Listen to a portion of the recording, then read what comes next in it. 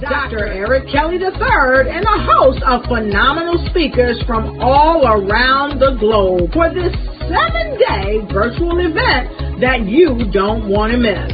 The mission of the Black Business Expo is to raise scholarship money from kids all the way from high school all the way from college. The Black Business Olympics is one of the largest Black business showcases in the world. It is an opportunity for businesses and companies to showcase their businesses globally. We are going to be giving away laptops up to $5,000 away to students. Again, I'm Olivia Appleberry, the founder of 2 Cents Finance and one of the speakers for the expo. I am so excited to see you there. For more info, go to www.blackbusinessexpousa.com or call 919-308-9090 and hope to see you there. I am Black Business. From the moment I wake until the time I sleep. Yes, I am Black Business. I am Black Business. Tell me, are you Black Business? I am Black Business. Do you support Black businesses? Listen, I support Black business because I am Black Business. Black Business Expo, one of the largest business showcases in the history of Black business in the world. The world! Sign up today at www.blackbusinessexpousa.com or call 919-308-9090. I am Black Business. I am Black Business. From the moment I wake until the time I sleep, I am Black Business. I am Black Business. Are you Black Business? I am Black Business. Do you support Black businesses? I support Black business because I am Black Business. Black Business Expo, one of the largest business showcases in the history of Black America in North Carolina. Join Dr. Eric Kelly III and a host of phenomenal speakers from all around the globe for this 7-day virtual event that you don't want to miss. The mission of the Black Business Expo is to raise scholarship money from kids all the way from high school all the way from college. The Black Business Olympics is one of the largest Black business showcases in the world. It is an opportunity for businesses and companies to showcase their businesses globally. We are going to be giving away laptops up to $5,000 away to students.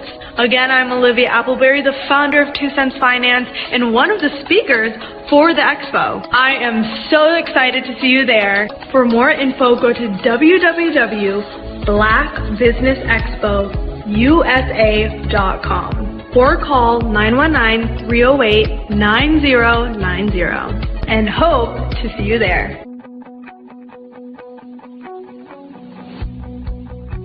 I am Black Business. From the moment I wake until the time I sleep. Yes, I am Black Business. I am Black Business. Tell me, are you Black Business? I am Black Business. Do you support Black businesses? Listen, I support Black business because I am Black Business. Black Business Expo, one of the largest business showcases in the history of Black business in the world.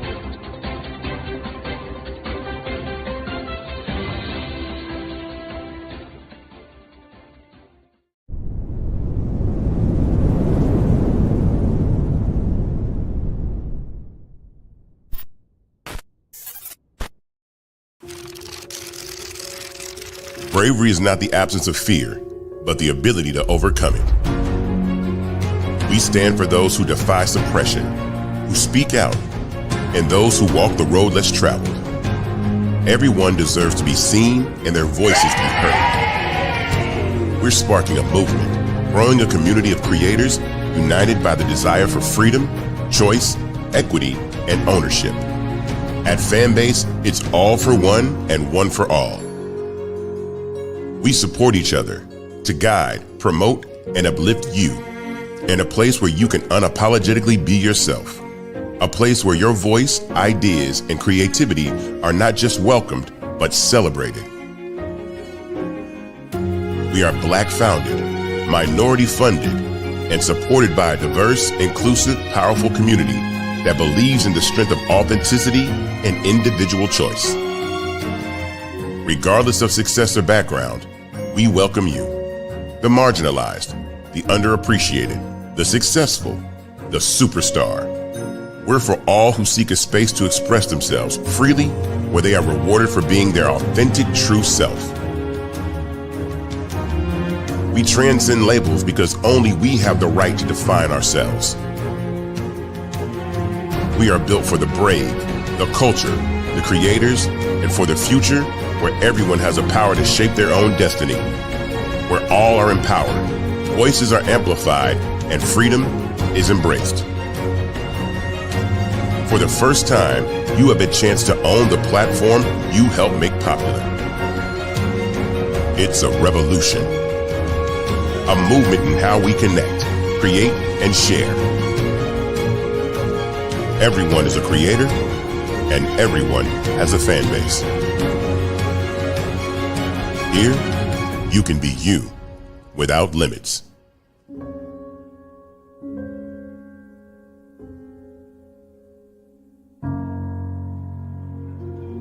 Your story is powerful.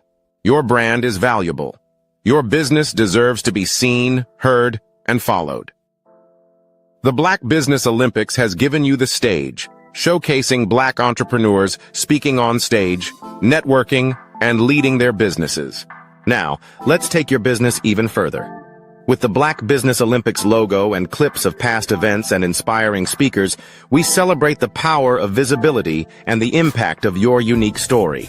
Introducing 5-Star BDM's exclusive video creation services designed to transform your Black Business Olympics appearance into a powerful marketing tool. Our dynamic approach includes behind-the-scenes shots of video editing, branding consultations, and social media marketing. We take your business story and turn it into a high-impact video that attracts clients, builds trust, and opens doors to new business opportunities. With polished content, testimonials, and high-energy graphics, your brand will shine brighter than ever. Our process is simple and effective. Step 1. We extract the best moments from your Black Business Olympics speech. Step 2. We craft a compelling branded video with your business details, call to action, and testimonials. Step 3. You receive ready-to-share professional content for social media, websites, and email marketing. With our AI-enhanced video marketing strategies, your message reaches the right audience at the right time, so your business grows while you lead. Hear from successful entrepreneurs who have worked with 5-Star BDM. After working with 5-Star BDM, my brand awareness skyrocketed. My Black Business Olympics talk became my #1 lead generator. The video they created gave me the confidence to pitch my business to major investors. Game-changing service. These testimonials showcase the transformative power of our services and the success that follows. Your business is your legacy. Your story matters. Let's make it unforgettable. Use your videos to land deals, grow your online presence, and dominate your industry. The message is clear. Get your custom video today. Visit 5starbdm.com. 5-Star BDM. We build 5-star brands that people will follow. Are you ready to be next? Email Black Business Network for your special pricing.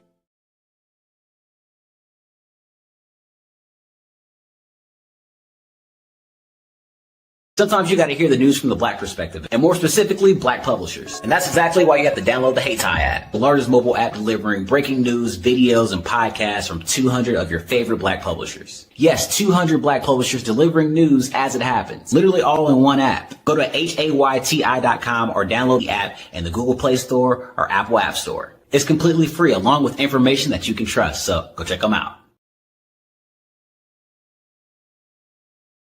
I was born in a little village on the island of Haiti. Many deadly diseases pounded me. It is as if they were on a mission to end my existence on this earth. I refused to give up. In 1983, I left Haiti and came to the United States of America. And I came with $5, 2 shirts. I didn't speak any English. I came to Atlanta. I got a job. I was a doorman. I was a doorman with a dream. What I used to come on stage. I'd rehearse this moment that I'm standing in front of you. That's the power of a dream. Maybe today is the day you begin acting as if you already have it. And then step out with full force. Take a risk. No condition is permanent. Don't let your situation distract you. You are chosen. You are called. You are born for a purpose in this life.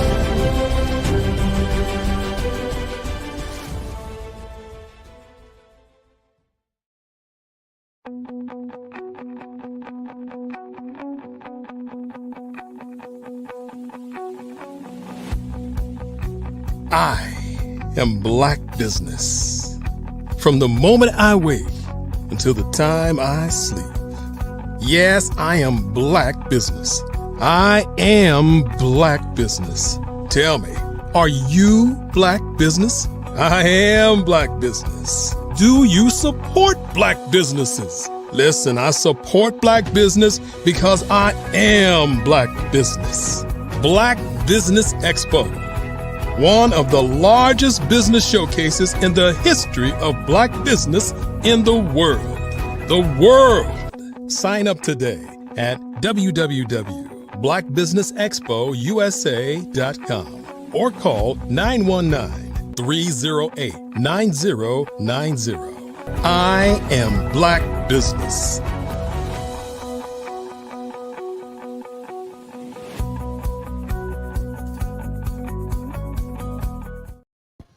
Good day, business owners, entrepreneurs, thought leaders, and corporations. Welcome to the Black Business Network. My name is Zach Paul. I'm your business moderator for this afternoon on the Black Business Network. The Black Business Network is a 24-hour business network showcasing Black businesses, business owners, entrepreneurs, and thought leaders worldwide. We have speakers from North Carolina, London, Singapore, Africa, Japan, and cities all over the United States. The Black Business Network is a global community sharing its business knowledge to empower, inspire, and educate businesses about business. Our first speaker is Dr. Martin Pratt. Dr. Pratt is a media innovator and policy expert known for co-creating Black Twitter and founding the hashtag Black LinkedIn is Thriving community. His work spans radio, television, and digital media, including hosting TV show Tech Hub on AIB-TV in ATL and producing radio shows for WHCR 93 FM in New York City and WURD Radio 96.1 FM. He is currently the network director for Black Executive Men. Let's welcome on Dr. Martin Pratt. Hey, thank you, Brother Paul. Appreciate the opportunity by you and Dr. Eric Kelly to be here and to be able to present this information to the Black Business Network. Of course. So good to have you on the show, Dr. Pratt. I mean, let's jump right into it. What topics, industries, or stories do you feel confident creating content about? I think that to monetize, well, first, where we are today in society, we're experiencing, I would say, almost going backwards as far as the consumer, as far as prices. So we're rescinding some of the gains we've made, but there are opportunities to thrive even in this environment. One of those opportunities is via social media and content. So I have never seen before agencies approach people like myself or regular people on LinkedIn and say, hey, we'd like you to uh, give you let's say a four-figure amount for you to promote us on your LinkedIn. One of those companies is Intuit and QuickBooks. They've gone around LinkedIn and paid people to become brand spokespersons for them. And they had a program just a couple months ago where they would give you $1,000 to give to your favorite local business. So you shoot your video, they paid your fee, which usually typically is between 2,500 and 3,000. That's on average. And then you went out to your local neighborhood and you found a business that you felt was thriving, and you gave them the $1,000 that Intuit sent you to give that business. So there's several videos, probably about 10 videos like that on LinkedIn right now. So when you ask the question about the content, what type of content helps in this environment where people are looking for a second side hustle, a second gig, the content that works really is anything you're passionate about. And the only reason it works this way is because people are bored. There isn't, before COVID, we had a certain schedule that Hollywood was producing content. I mean, many of us remember you had your season in September, then you had a second season that started around March, February, then you had the summer season of content, whether that was movies, whether that was new TV shows. Once COVID happened, and then also there was a writer's strike about AI, those two things, I believe, Hollywood has never really recovered. So that's a great opportunity for content makers to produce content that people would normally ignore, because the big content creators are really not producing anything that people are going, oh wow, I gotta watch that, I gotta see this, I gotta, and also unfortunately, blame Netflix. People are binge watching content, so they'll consume 10 episodes in one day. That means they, instead of it 10 weeks, they watch something that was normally a 10-week schedule or 12-week schedule in one day, which means there's not enough content. So you have people like the sister Ressa Tessa, who produced 54 episodes of her talking about her marriage and the trauma that she went through on TikTok, and making over $2 million from those 55 episodes. So normally, or 54 episodes, normally that type of content might be ignored. Maybe, 100,000 people watch it. Not millions and millions of people have watched, consumed her, we'll say, soap opera, episodic type of, so episode 1, episode 2, episode 3, episode 4. And I'm gonna come back with y'all for part 6, and I'm gonna come back with part 7. We haven't seen this in the content game ever, where the gatekeepers are not at the gate anymore. You and I, you could produce a episode just about how the behind the scenes of you being a moderator, and there would be people that watch that, and you may even find a corporate sponsor for that. So the content that your question was, what type of content works? It's the content that we all are passionate about. That's one quick tip, is do something you're passionate. Don't do something because everybody else is doing it. Do what you're passionate about, and that will invoke the audience to say, they really care about quilting. Maybe I've misjudged quilting. Let me see. And you'll learn something. A lot of times I subscribe to this woman who does, yarn stitching. And I find myself watching her because I say subscribe. So I pay $2.99 a month to be part of her community on TikTok.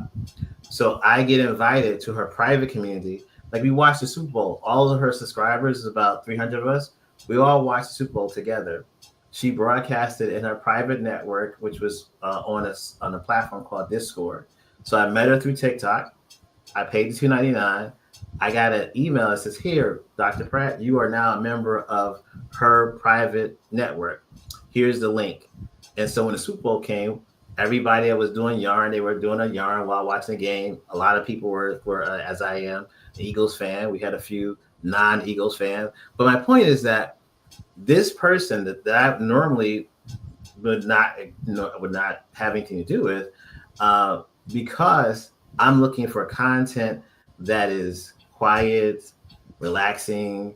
I don't feel stressed about it. I saw this Black woman doing hand yarning, and she actually has her own needle sets, and she has her own supplies, her own brand. I said, "Oh, this is nice, cool." And she comes on every day. She's a New Yorker, ex-New Yorker like I am, and sits there and shoots the breeze, so to speak.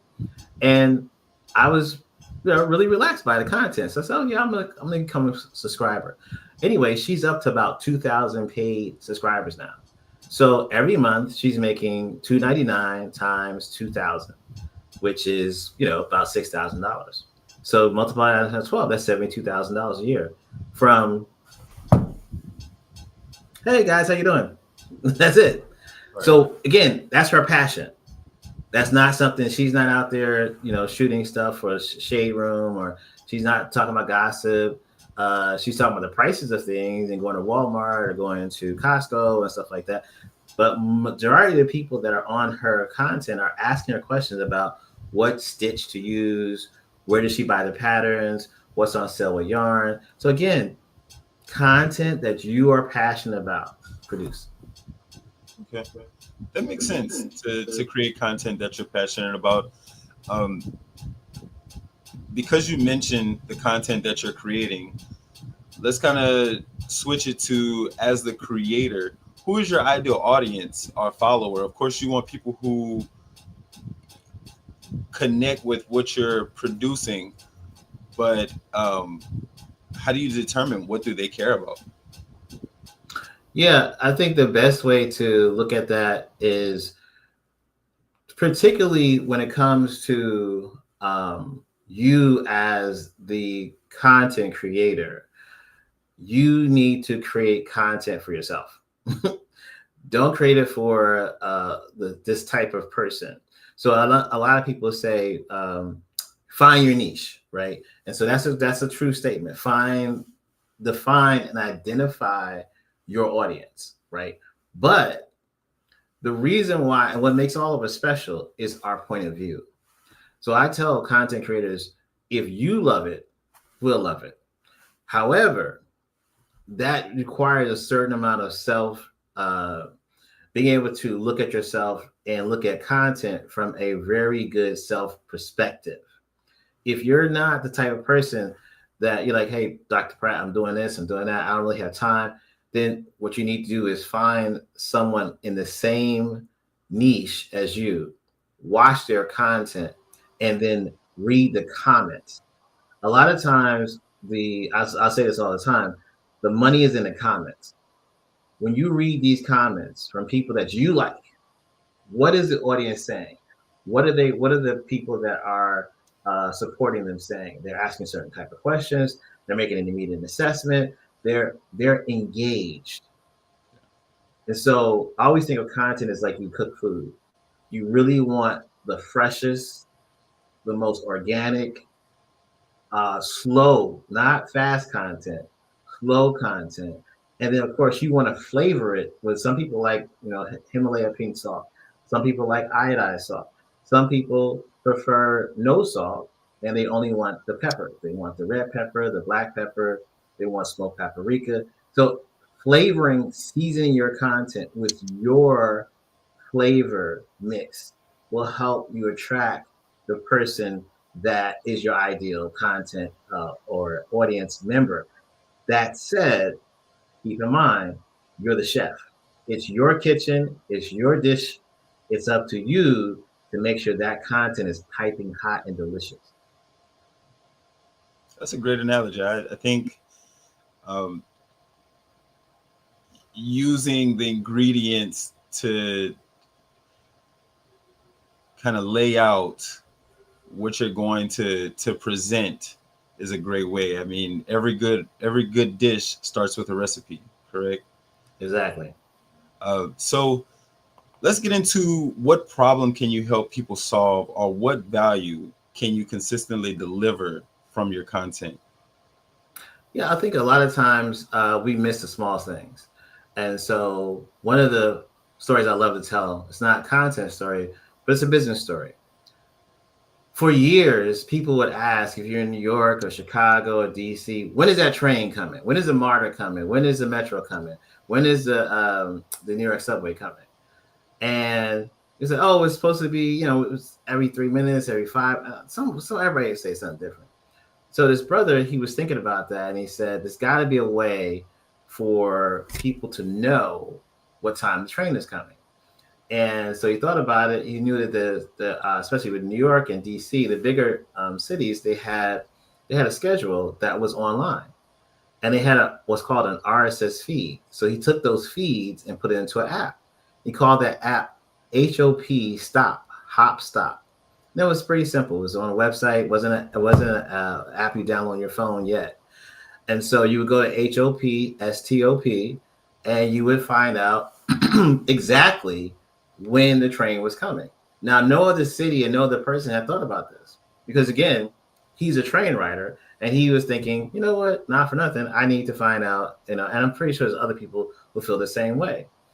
So he then did it for 6 cities, and then he rolled it out for three other cities, and eventually he did put it into an app, and eventually Apple did come to him and say, we want to purchase the technology, your all your data and everything. And so they gave him a deal. I think it's $1.5 billion. He sold HopStop for.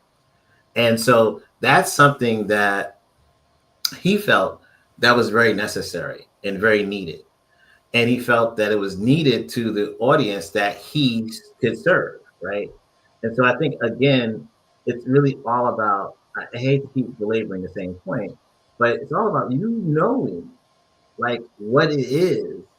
What's that thing? What's that if that really sticks at your craw or just really gets to you? It might be, one thing I have a problem with is seams. I wear all my, not dress shirts, but I wear a lot of my t-shirts backwards. Why? Because I can't stand the seam on my shoulder or on my neck. And so if I ever get into fashion or ever get to make my own exact shirts from scratch, my t-shirts, I would make it so the t-shirt is seamless, because it's an issue that I have. Maybe there's 100 or more people that feel the same way about me. Maybe I could start a site called Seamless T-shirts, and all of a sudden now the same 100 people and we're all talking about how we want to create this t-shirt that doesn't have a seam in it. But again, it's an issue that I fully understand that I have a problem with. It's not a general market issue. So I always think about the problem that you're solved needs to start with you. What are the things that you can't stand? What are the things that you want to, and if you watch Shark Tank or any other show around business, a lot of times the business owner is solving a problem that only affected them. It didn't affect, hundreds, thousands of people as far as they knew. They knew that I have this problem right now, I need to fix this. And once they, like this lady I saw a couple of days ago on Shark Tank, her and her son designed a hose that just basically, it's like a rubber, I guess like a bag, so to speak, but it's tightly fits over your faucet. And then on the other end is a sprayer. So basically you have like a garden hose for your indoor, you don't have to twist it on. It just fits right over it. It grips the faucet real tight. The plastic doesn't leak, and it's a great idea.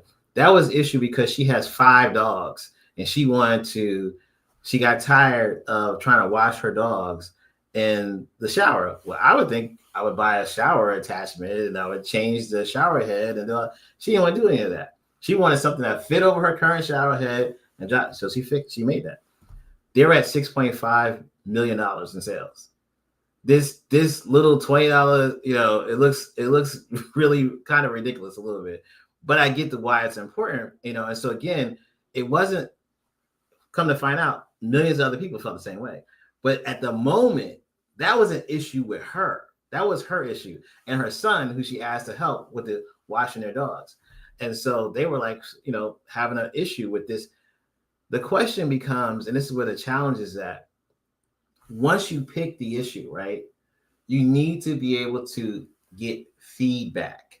And if you can't get feedback, then you're going to test it and you're going to put it up in a certain way where it's raw. You're not going to, have all these nice, the best way to test content is to test it without the bells and whistles.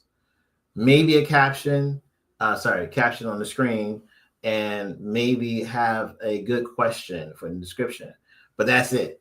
Nothing else. No other transitions, no other stuff, no AI. Just put the content up as simple and direct as possible to get the feedback. If you can't get feedback from those around you, or you don't have a community to go to get feedback, one of the best places I love to get feedback from is an app called Clubhouse, because you're going to get immediate feedback. You can go into a room on Clubhouse and you can ask a question.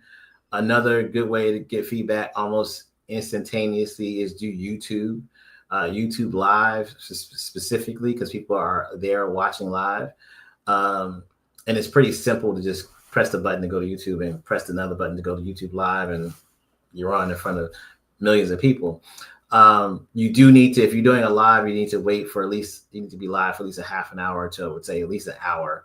But you could do it probably in a half an hour, but definitely an hour. That's enough time for the algorithms to really start sending you a lot of people. So you get new people and you get new comments and new answers. But yeah, so hopefully that answers your question. Yeah. It answers the question of how to determine, solving problems for people. Is essentially you're doing the work that you would be doing for yourself and just creating content from there, which again is what you said from the beginning. Create content that you are passionate about, that you know about, that you are aware of. So my next question is, how do you determine maybe, or what's important about wanting, what do you want to be known for on your particular platform? Is how do you figure out what you want to be known for is the question. Yeah, got it. So that clarity around what's my brand, right? It comes from a place of again, it's so simple, but it's so complex at the same time. Really, you decide, am I going to be able to show up as this person every day? Think of it as a character you play. Like I like to play I have a toddler, she's 3, she's a lot to deal with. So I play the toddler dad every day. Like, just, my kid did this today, her diaper was explosive today, or her pull-up. She refuses to sit still. She's writing on the walls with crayons. It's just, that's the character I chose to play. And I don't have a problem showing up in that character every day. I used to call this 5 C's. You have, who's the character you're going to be? What type of content you're creating? Do you have a community? And, probably the biggest C is consistency. And framing those different C's, 4 or 5 C's, depending on who I'm talking to, the way in which you show up, the character, will help you be consistent. But if you can't, if this is not you, then you can't show up every day in that way. And so what do you want to be known for is a question you have to answer yourself and decide, does this type of brand or this type of character, is this something I want to live, breathe, and sweat and really show up every day in that character?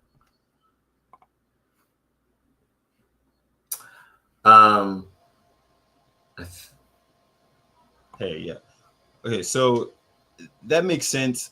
The next question I want to ask is, when determining your platform, what is your unique angle, skill, or backstory that makes me different? How do I determine that? That's a good question. I think the easiest way is for you to really consume content. You have to create content. You need to be a person that consumes content. It's hard to create content in the silo. Now, it's not saying you can't, but I'm saying it's hard for most people. So when you think about, let's say, for instance, we'll say comedians, right? There's a Kevin Hart, there's a Dave Chappelle, and there's a young man I really, really like above all those guys. Probably my favorite comedian right now, young man named Josh Johnson. And Josh is producing a 1-hour comedy show every single day from the start of January 1st. He also is occasionally a guest on The Daily Show with Jon Stewart. He did the desk the whole week last week. But every day on his YouTube, he goes to the city, he does a stand-up show, brand new stand-up show every single day, 5 days a week. You know how much content that was? So the question is, you say, what makes me different? Josh decided that his fans, which I was with him when he had 100,000, now he's at 1 point whatever million. What makes him different is that he decided to do fresh food every day, a brand new meal every single day. That's a lot of work. But the thing about to the question, the thing about makes him really different is that he's not spastic. He's not. He's very calm. He wears the same gray hoodie shirt. So he had not the big thick hoodie, but the skinny what do you call it? Like a shirt with a hood on it. And this really, I'm getting to the details of this because it's part of his brand, it's part of his unique skill or backstory. So, and he wears jeans. That's it. Gray hoodie, shirt, jeans. That's it. So no crazy outfits, no logos on it. It's really nondescript, and it fits his. He has locks, and he pulls it back in a ponytail to some degree, and he has one lock that hangs out. That's Josh. People know him immediately when they see him. They know it's Josh Johnson. He comes from a small community.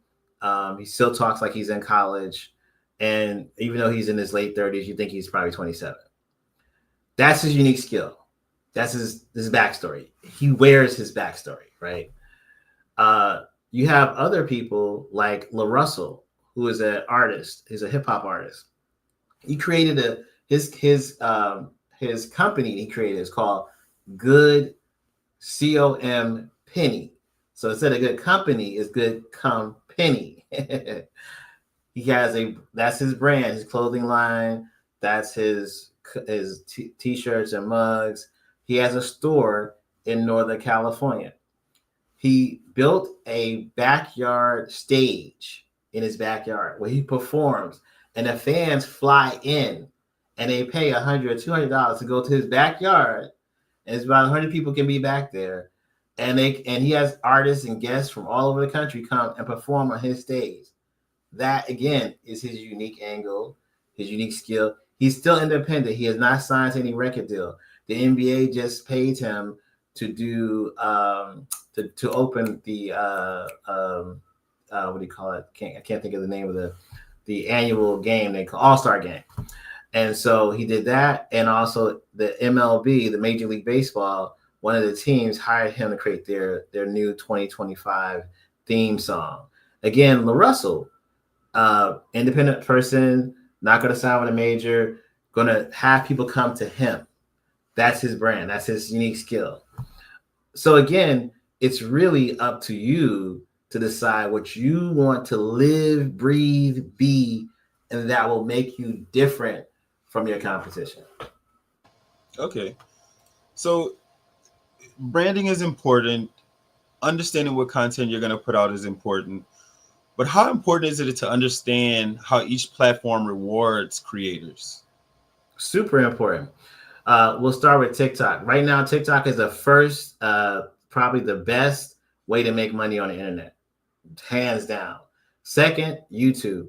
YouTube takes let me give an example. TikTok does a payout every Wednesday. Then they pay out once a month on the 15th. So you have two different payouts they do, one once a week and one once a month. YouTube, it's about a 35 to 45 day turnaround for you to get your money from YouTube. And so that's a 45-day cycle, we'll say, the worst case scenario. Probably when you first started, maybe it'd be 60 days before you get paid. But then third, now LinkedIn. LinkedIn has started to become a major space for creators to deal directly with the company, no agency in between them. Or there are a couple of agencies I do recommend, and those payouts are, like I said, mid to high four figures. So that's like, 4,000 to 6,000 or 7,000 per video or per post. That hasn't been the case before. So we have those three platforms: TikTok, YouTube, LinkedIn. And the question was, how important is it to understand how they reward the creator? It's super important, because obviously if you're in this to make money, then you need to know when your money is going to reach you. That's number one. You also need to know the multiple different ways your money can come to you. So YouTube is now experimenting something called YouTube Shopping. And YouTube Shopping will eventually be just like how TikTok Shop is, where people can sell a product for a company and get paid within a week for that. I don't know how YouTube will do it, but TikTok is still in that space where if I sell this product this week, next week I'll get the commission on that product. So it's super important for everybody to understand how they will be rewarded, quote unquote. To me, it's how is the monetization going to reach my bank account on my PayPal? Another thing I like about TikTok is that it pays you directly to PayPal. So you're not having to go through Stripe, which takes a cut and then goes to your bank. And then so it's, PayPal does take a cut too, but it's a very direct payment. The Wednesday that you get paid, what happens, most people don't realize this, but what happens is that while a company says I paid you on Wednesday, it doesn't mean you reach your account on Wednesday. So most people are paying through Stripe, which means it reaches your account 2 to 3 business days later. But if you get paid on a Thursday, you're not going to get that money until Tuesday. That makes a difference. Even though, you got paid, it doesn't mean you actually got the money in your hand. Definitely. Okay. Money is definitely important, and understand how you're getting paid is definitely important. So when we're thinking about content, we see a bunch of different content across these platforms: short videos, long videos, carousel lives. How do you research, or how much research should I put into what works best for each platform? Right now, short works best. Long form is a different beast. We'll say 7 seconds works well on TikTok. 30 seconds works well under 30 seconds works well on YouTube and LinkedIn. Less than a minute works both well on LinkedIn and YouTube. Anything over a minute, or say 3 minutes, will be considered long form content. That does well. It's just a longer game, literally the name. So short is immediate. Now get paid, get viral, boom, move on. Long form is, like we say, is playing a long game. You definitely can earn more with long form content. You will actually have an audience that's ready to rock with you forever with long form content. Short form content, you get the quick hits and they're moving on. But a combo of both would probably be the best option that I would do. However, you do need to understand, like, say for instance, if it's chefs, or let's say better example, you're doing home repair. A lot of those home repair videos, they're time lapse, so they may shoot it for 4 or 5 hours, but they only play it within under 10 minutes. So a lot of the stuff that some things are about you deciding, one, how you want to show up and what type of people you want to attract. Another is, what type of content am I actually shooting and how does that get edited? And another is, what am I in this for? And what is my immediate 30-day goal, 60-day goal, 90-day goal? And then of course, 180 and keep going. So once you decide all those things, then you can kind of decide based upon the premise, the framework I gave about TikTok, LinkedIn, and YouTube as far as the time goes. Instagram is interesting also on the sense of that Instagram, I would say the minute or less than a minute space is also the sweet spot on IG. There's a new thing on IG that lets you get content sent to people who don't follow you. It's called trial. So before you press that button to send the video up, in the description section, scroll down and you'll scroll up and you'll see a section that says trial. You want to turn that on. That's going to send that content to people who don't normally follow you, never followed you, don't see your content. And you could turn it, go back the next day, edit that video and turn it off to see how the bounce. It had that traffic going up. Did it get more traffic or views than you normally do? And again, that's in the under 60 seconds or less space on IG. Okay, this is all good information. And I'm sure, going online and doing some research, you can find this. But I know there's tools available on each platform. How do we understand that as a content creator? Yeah, there's a lot. I'm blessed. I have a business partner who was formerly from TMZ, and he has to catch celebrities at the airport or politicians. He's in DC, so at Capitol Hill. So he's always, checking for what's the best content editor or uploader or automatic. And because I have him in my life, I can constantly, ask a question and get feedback from somebody who's in the field, so to speak. I'm in Louisiana, so I'm not near a content hub like New York or LA or Austin, Texas, or Miami or Chicago. So having a community of other content creators. I'm also a part of about 32 different Discords, and those Discords range from people on TikTok to some of the actual products I use. Like, for instance, I use Riverside FM. Riverside FM is a podcaster editing tool. I like it better than something else called The Script. I'm in their Discord. So every time they make an adjustment to their product, we're talking about it in Discord. We're talking about it in their community. Captions AI is something else I use. Captions allows you to create your own avatar for yourself. So you and me, just looking just how we are today, we film ourselves with captions. Then captions transforms that film into a AI avatar. So it looks just like us. There's no weird movements. It's really us, but we can feed it what we want it to say. So the AI Dr. Pratt, there could be Dr. Pratt AI. And so I would, upload that AI and have it, introduce different things or say what I wanted to say. So I didn't have to shoot the video myself. But of course, you can't change the clothes right now, at least. So it's going to look like, something I always shoot with a certain type of look. My point in saying that is to say that Captions is also a community, has a community of Discord, and I'm in their community. So I tend to find a product I like, see if they have a Discord or a community for that product. If they don't have a community for that product, I go to Facebook and I type in the name of that product and see if there's a Facebook group of people that use that product. So I'm going to always find the community doing the thing or using the tool, and I'm going to stay in that community and learn from other people doing that thing. Of course, there's YouTube videos for you to check. There's TikTok videos for you to check. But I would say that the main thing is knowing, everything, it starts and stops with us. So what are you doing? Why are you doing it? How do you want it to turn out? Dr. Pratt, I'm shooting a video. I want something to cut that video up into 10 small videos. Okay, that's Opus, OPUS.pro.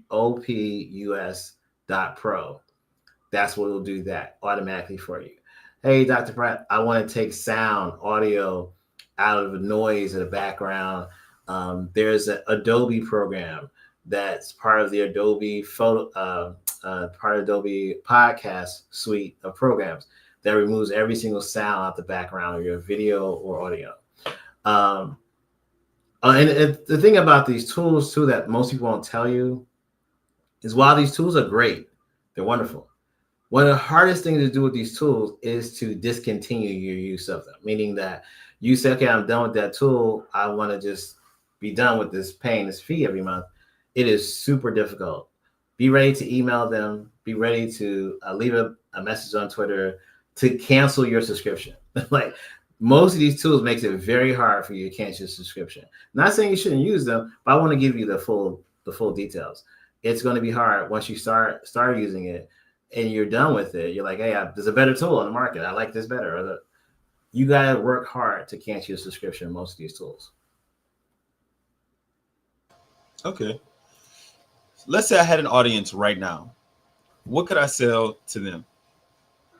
Well, I would reverse that and say, Zach, what do you want to send out to them? What do you want the audience to know about Zach? What's fun in Zach's life? What does Zach hate? What is Zach sick and tired of? What does Zach love? And if you answer those questions, you would start to see a theme. But I'll give you an example. I said I'm a toddler dad. So I also have a belief system that we're raising our great-great-grandparents. These little kids, the Gen A's, and this is the last year of Gen A. Gen A, for me, has been one of the most interesting generations I've observed.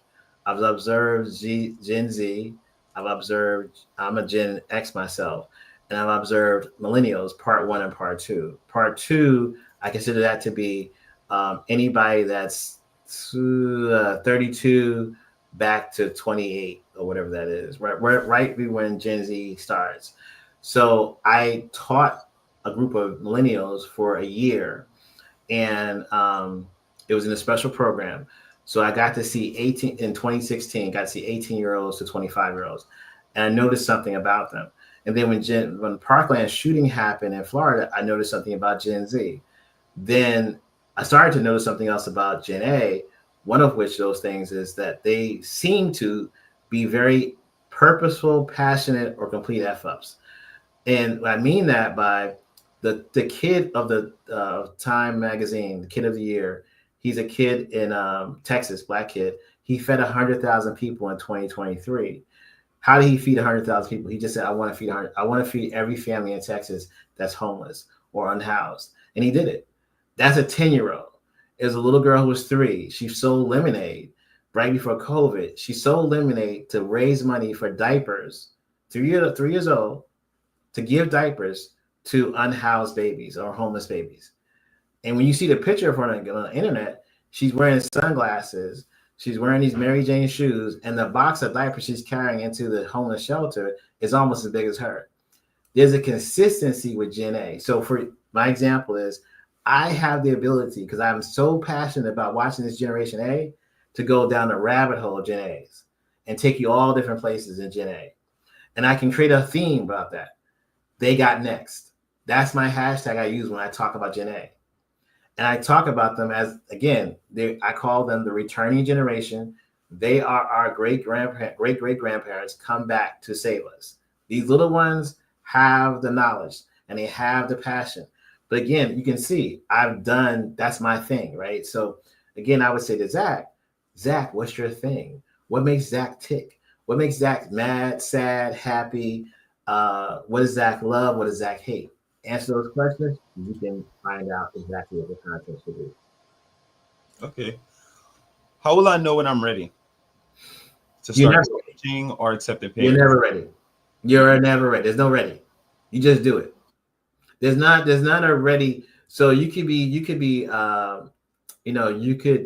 have all the things, the lights, the coach. You could have a great relationship with a big influencer.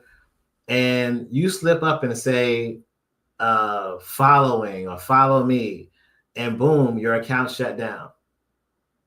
Because you're like, well, I was ready. I had all the stuff. Yeah, but you slipped up and said a word. So you're never really ready for whatever's going to happen. You just have to do it. And a lot of people say, especially when it comes to content, do it scared. Like, don't do it when I got all my pieces together. I got all the stuff. No, do it. Well, I always say sometimes ugly. Do it not ready. Do it, just do it. If you do it though, that's the issue. Most people will sit back and not do it.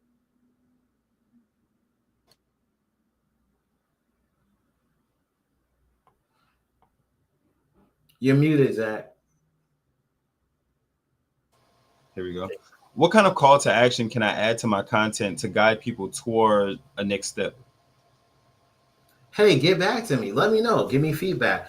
Put it in the comment section and let me know. Am I right? That's a call to action. It can be a, you know, you can breadcrumb it throughout the content. I don't know if I'm right or not, but like I think I am. So now many times people say that, but again, I think it's opposite. But let me know. You know, so you can breadcrumb it throughout the content. You can breadcrumb it. You can do a call to action at the end, and that's typically what people do. When you do those CTAs, they call them. I find that CTAs are hit and miss sometimes unless you create that audience that's ready to come and do battle with you, yes or no, or they're very passionate about this topic. And so when you do that, you have you'll have people that are ready to give the feedback or give you the content or take the action that the call to action says. Again, it's cultivating the audience, though. You got to cultivate the audience. And CTAs, call to actions are very simple. You know, follow, like, share, subscribe. Okay. You mentioned a content creator. Say it again. Jay Johnson, maybe you said it was Josh Johnson, yes, comedian. Yeah. Okay. What are 3 other creators that you admire, and how are they making money? Sure. Under the Desk News. It's a lady. She sits on her desk and she does news. I like her a lot. Midas Touch. There's 2 brothers started a podcast. They're now at the top of the podcast world. And Steve Bartlett. He does the podcast called Diary of a CEO. Midas Touch subscriptions. They have a Substack, advertisement, making their money off of YouTube, Twitter, and TikTok. Creator rewards programs. Under the Desk, again, subscriptions, Substack. Substack is a platform, the word sub and stack, that's become more popular in the news people because you can have a subscriber community. You can go live in that community. You can also have a chat going on in that community. And they take a percentage of your subscription, which is like $2.99 or $3.99 or $10 or whatever. Steve Bartlett, Steve again makes money off of YouTube, but I think he was on the numbers 5 of Forbes top content creators in the world. He makes $50 million a year. He just turned down $100 million from Spotify for his entire catalog and bringing him over as a Spotify. He felt he could do better. He just signed a deal with a company called Stan Store, and so Stan Store is a link in the bio. Those link in the bio. Look at my link in the bio.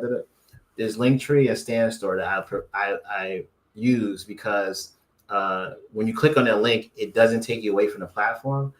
Every single platform, when you use your own website link, it will say a warning. Are you sure you want to leave TikTok? Are you sure you want to leave LinkedIn? Are you sure you're leaving Meta?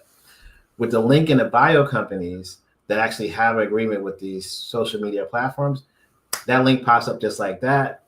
You click another link and you go, the customer gets an immediate, fulfillment versus this white warning page that pops up and says, are you sure you want to leave? Are you really, really sure?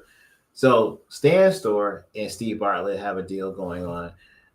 You get a 45-day free trial under his code. So anyway, Steve is making money through the normal channels, but also he has a bunch of other businesses. And he's also on our version of the Shark Tank in UK is called Dragon's Den. He's one of the investors that invest in companies over in the UK. Okay. Speaking of investors, as a content creator, would I rather work with brands or build my own business? I always think of it as W.E. Du Bois versus Booker T. Washington. Had I lived back then, I would be that type of person that would try to unite both. And I would have put up all kind of articles about how we need Booker T and we need W.E. Du Bois.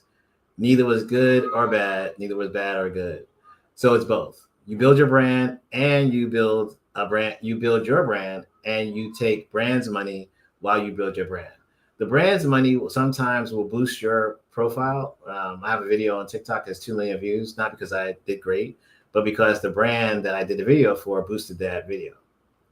So again, it's all about, a relationship and making sure the relationship is what you want it to be. I mean, I wouldn't suggest you just get a relationship just for the sake of having a relationship. You want a relationship that makes sense for you, your audience, where you want to go. Again, you need to know, you need to have a map, you need to have a plan. This is where I like to go. What's the best way to get there? Okay. Success.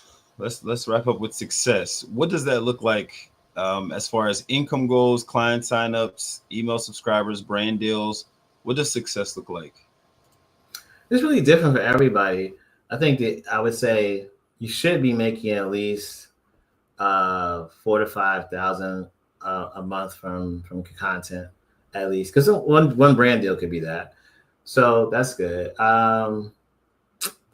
Probably average of 100 subscribers a week or 100 new email. Not necessarily when you first start out, but I'm just saying, average. You should be seeing that come in a week. And I guess, again, the success is defined by you and your goals. You really should be paid for your time. And so you have to decide, how do I measure my time and the payment for my time? And if you decide that, then that's what you should be getting. That said, every platform has a different way to pay things out. And so it's unique per platform. It's not a universal, I should make $60,000 from YouTube, but I should make $60,000 from TikTok, and I should make $60,000 from LinkedIn. It's not going to be the same per platform because they have different payout rhythms. And they also have different, like we said earlier, the short videos on TikTok and the short videos on YouTube are fast growing videos, but not necessarily the most paid videos. It depends. And so you brought up a good point about clients. How many clients should you get from these platforms? And so that also dependent upon how much content you produce. That also depends upon what type of clientele or what type of product you're servicing your clients with. Are you servicing them with a digital product like Canva, and it's a template and it's a journal and people can make their own version of the journal, they can do their own ebook? Or are you saying this is a system, they need to take a course? So again, the ebb and flow of success metrics and what success looks like per platform is different, but also you have to understand what your goals are and what you want to accomplish so that you can set parameters that work for you at this stage you're at. Sounds great, Dr. Pratt. It's been great to have you on the show. Tell us, how do we get in touch with you? I am Ask Dr. Pratt everywhere. So LinkedIn, YouTube, just real simple, at ASK Dr. Pratt. At Ask Dr. Pratt. Okay, thank you. Genius is common, and I'll see you on the other side.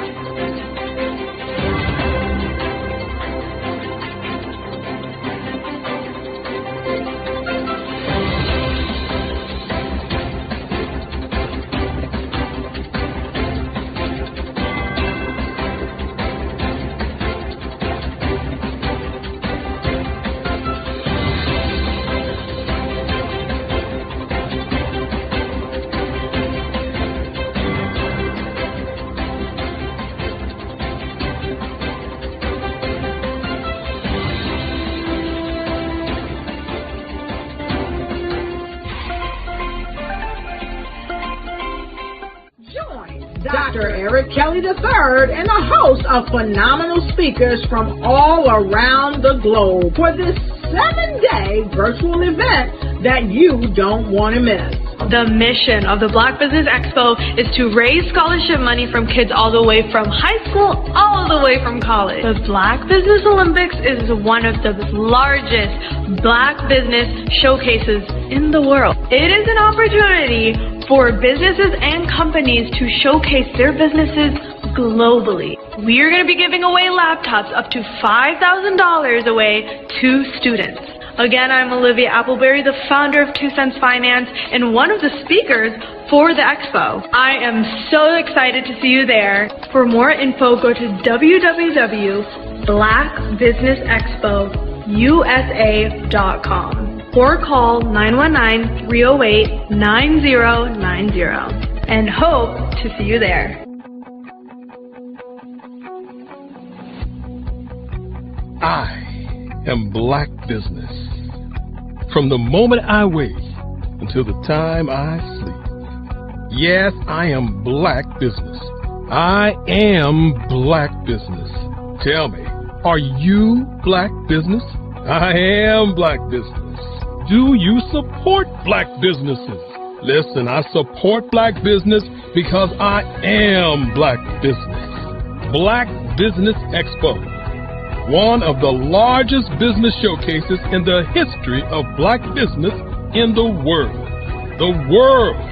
Sign up today at www.blackbusinessexpousa.com or call 919-308-9090. I am Black Business. I am Black Business. From the moment I wake until the time I sleep, I am Black Business. I am Black Business. Are you Black Business? I am Black Business. Do you support Black businesses? I support Black business because I am Black Business.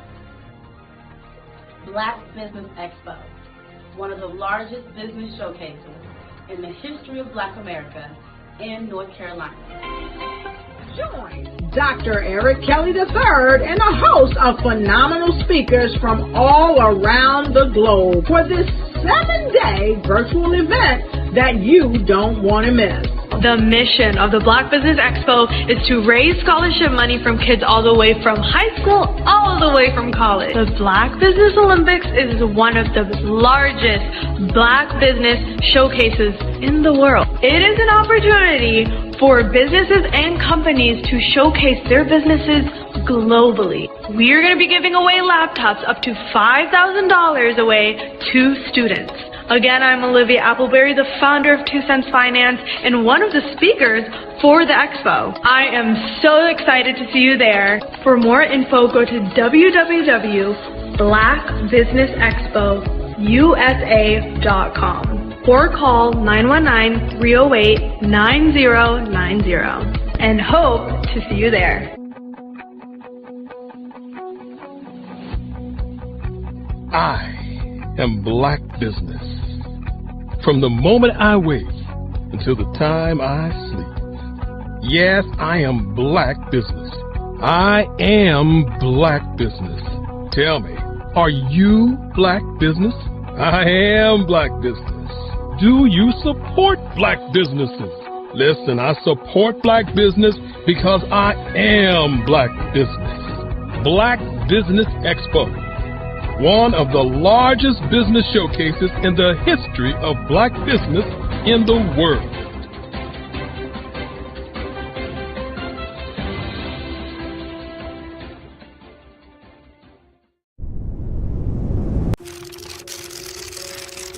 Bravery is not the absence of fear, but the ability to overcome it.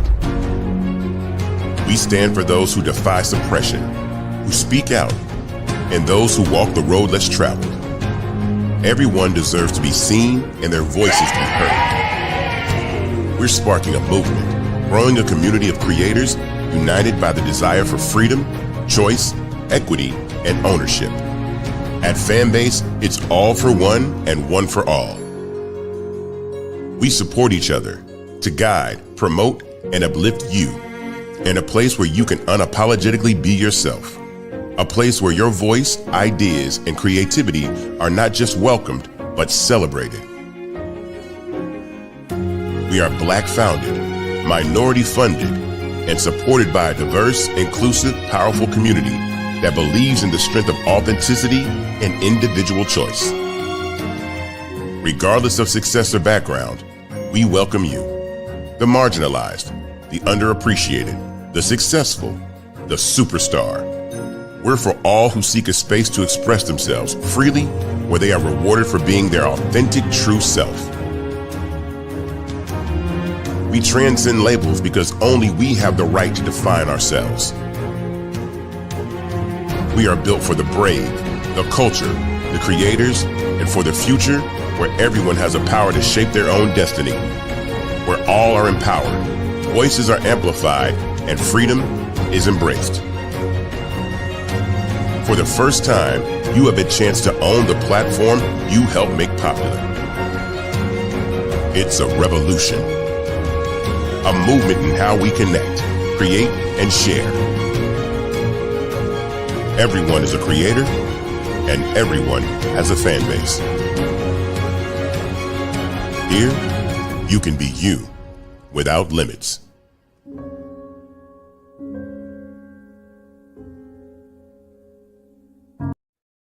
Hey everyone, it's Grant McGaw, CEO of 5-Star BDM and host of the award-winning Follow the Brand podcast and TV series, where I help you to build a 5-star brand that people will follow. My genius is personal brand development through intelligent communication and helping you achieve your business and career goals. I am a requested speaker on digital technology and brand development issues. I want to work with you to increase the value of your current opportunities while attracting new ones. Every one of you is unique, and we all share challenges that can be addressed through smart branding. As a super connector, I work with you as an executive coach to guide you along the complicated business and career development road, providing the enhancement tools and information you need to succeed. Together, I will help you succeed in today's challenging business climate. I will evaluate and measure your progress. Best of all, I am right alongside you every step of the way. Build the brand called you. Genius is coming.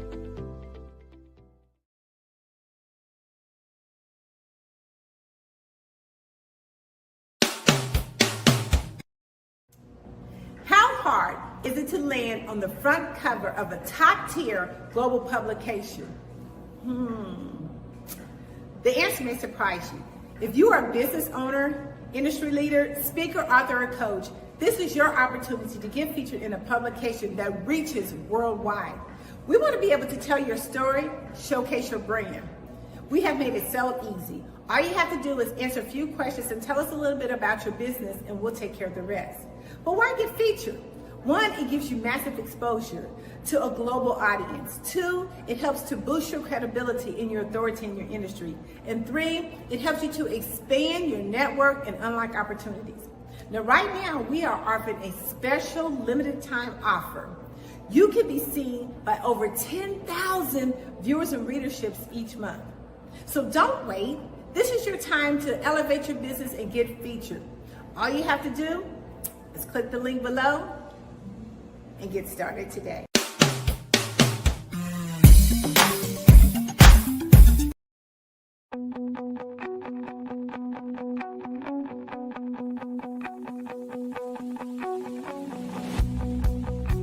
I am Black Business. From the moment I wake until the time I sleep. Yes, I am Black Business. I am Black Business. Tell me, are you Black Business? I am Black Business. Do you support Black businesses? Listen, I support Black business because I am Black Business. Black Business Expo, one of the largest business showcases in the history of Black business in the world. The world! Sign up today at www.blackbusinessexpousa.com or call 919-308-9090. I am Black Business.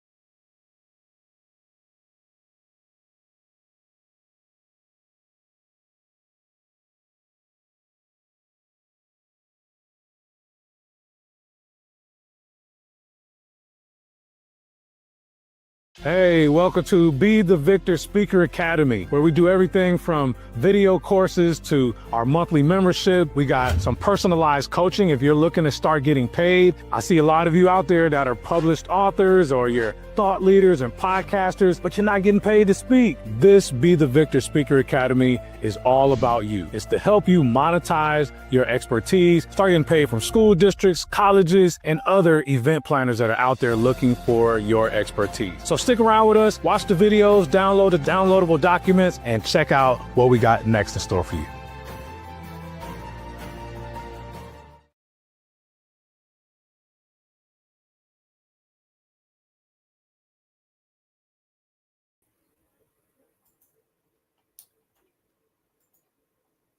All right. Good afternoon, business owners, entrepreneurs, and thought leaders, corporations. Welcome to the Black Business Network. My name is Lex Sales. I'm your business moderator for this afternoon on the Black Business Network. The Black Business Network is a 24-hour business network showcasing Black businesses, business owners, entrepreneurs, and thought leaders worldwide. We have speakers from North Carolina, London, Singapore, Africa, Japan, and cities all over the United States. The Black Business Network is a global community sharing its business knowledge to empower, inspire, and educate businesses about business. Our keynote speaker is Mr. Wade Randolph, the More Guy. Wade Randolph is the CEO of Randolph Unlimited Professional Speaking and Training Company. His company specializes in leadership, teamwork, communication, enhancing workplace performance and sales for the past 19 years. Wade has traveled nationally and internationally teaching business professions the best practices and cutting-edge strategies for improving their performance. Mr. Randolph is the author of 2 highly successful books, Staying Strong Through the Storms, Leadership 911, How to Lead During the Times of Change, Challenge, and Chaos. Additionally, he's the co-author of Amazon's #1 best-selling book, World Class Speaking in Action. Notably, Mr. Randolph is among the few selected speakers to deliver a live presentation in Westminster Hall, London, England. Wade firmly believes that people have the potential to elevate their personal and professional life to a higher level of success and fulfillment by focusing on enhancing their mindset, skill set, and motivation. Please welcome Wade Randolph with his presentation on how to lead during times of change, challenge, and chaos. Hey, Lex, how are you? I'm doing good. How you doing, sir? Great, man. I tend to tell people any day above ground is a good day for me. Good to hear your voice. Definitely. It's good having you. Where are you located at? I'm outside of Richmond, Virginia, man. I'm in a place called Midlothian, but realistically, I say wherever I can share my expertise, voice, and experience to help someone grow, that's where I am. Definitely. Well, you're in the right spot, man. Definitely do appreciate you having you on, man. So if you want to hold right there, let's just have a chat. Yes, sir. And let's make this chat valuable to the people that have taken their precious time to listen in and see what we can do to move them to another level. See, I think if we are not growing, then I'll let the listeners finish it. But let's look at how we can grow. So let's talk about leadership today, sir. Gotcha. Yes, sir. So with that being said, with leadership, what is with the title of your book, Times of Change, there's definitely been some changes, there's been some challenges and chaos. What are some of the main things you notice that is the biggest challenge for leaders this day and time? So let's talk about first, let me give a definition, because I think what's very important is that we ground ourselves in what leadership is, then we can ground ourselves in what changes has happened. Gotcha. So let's talk about what leadership is, if that's the first place that we need to start. Okay. I think we always need to have a starting line. So I want you to humor me for a moment. Leadership, you're definitely correct, has changed dramatically. Most of the time when you talk to people, everyone has a different definition of leadership. Maybe service leadership, maybe company leadership. But here's why I define it after 19 years of looking. One definition that has stuck with me. It says, if I can help somebody to do more, to achieve more, to become more, then you are a leader. Yeah. If I can help someone do more, have more, to achieve more, then you are a leader. So here's the question that I think we must ask our audience. Lex, who have you helped today to become more? Are you being the best Lex, or am I being the best Wade Randolph that we can be within this time frame that we are spending together? And will we be able to help someone raise their level of thinking to another level? There's an old quote that says, as a man or woman thinketh, so is he or she. So if we talk about where leadership is, let's ground ourselves. And here's a question our audience must be willing to answer only if they're willing to grow. How are they showing up, and who are they being, and who have they helped today, especially today being a Sunday? Who have they helped today become the best person that they can be? That's a good question. Does that fit? Does that answer your question, Lex? Yes. Yeah, it definitely does. Yeah. So I think that's where we need to start. So let me pivot a little bit, and let me use my wisdom that has, I'm glad that you're not sitting next to me, because you'll see the webs on my back of how I've learned this. What has changed? Change is constant. There used to be a saying, you have to run in place to stay up with change. Mm-hmm. Now you almost have to take a car and run in place to stay up with change. Change is constant. So here's a question I think I always ask my clients. How have you changed? How have you changed to address the issues that you're facing? How have you changed to grow yourself? How have you changed to communicate with the people around you? See, change is constant, but are you changing in order to become the best Lex, the best Wade, or the best individual that's listening to us? What's the changes that you need to make in order to be of value in your industry?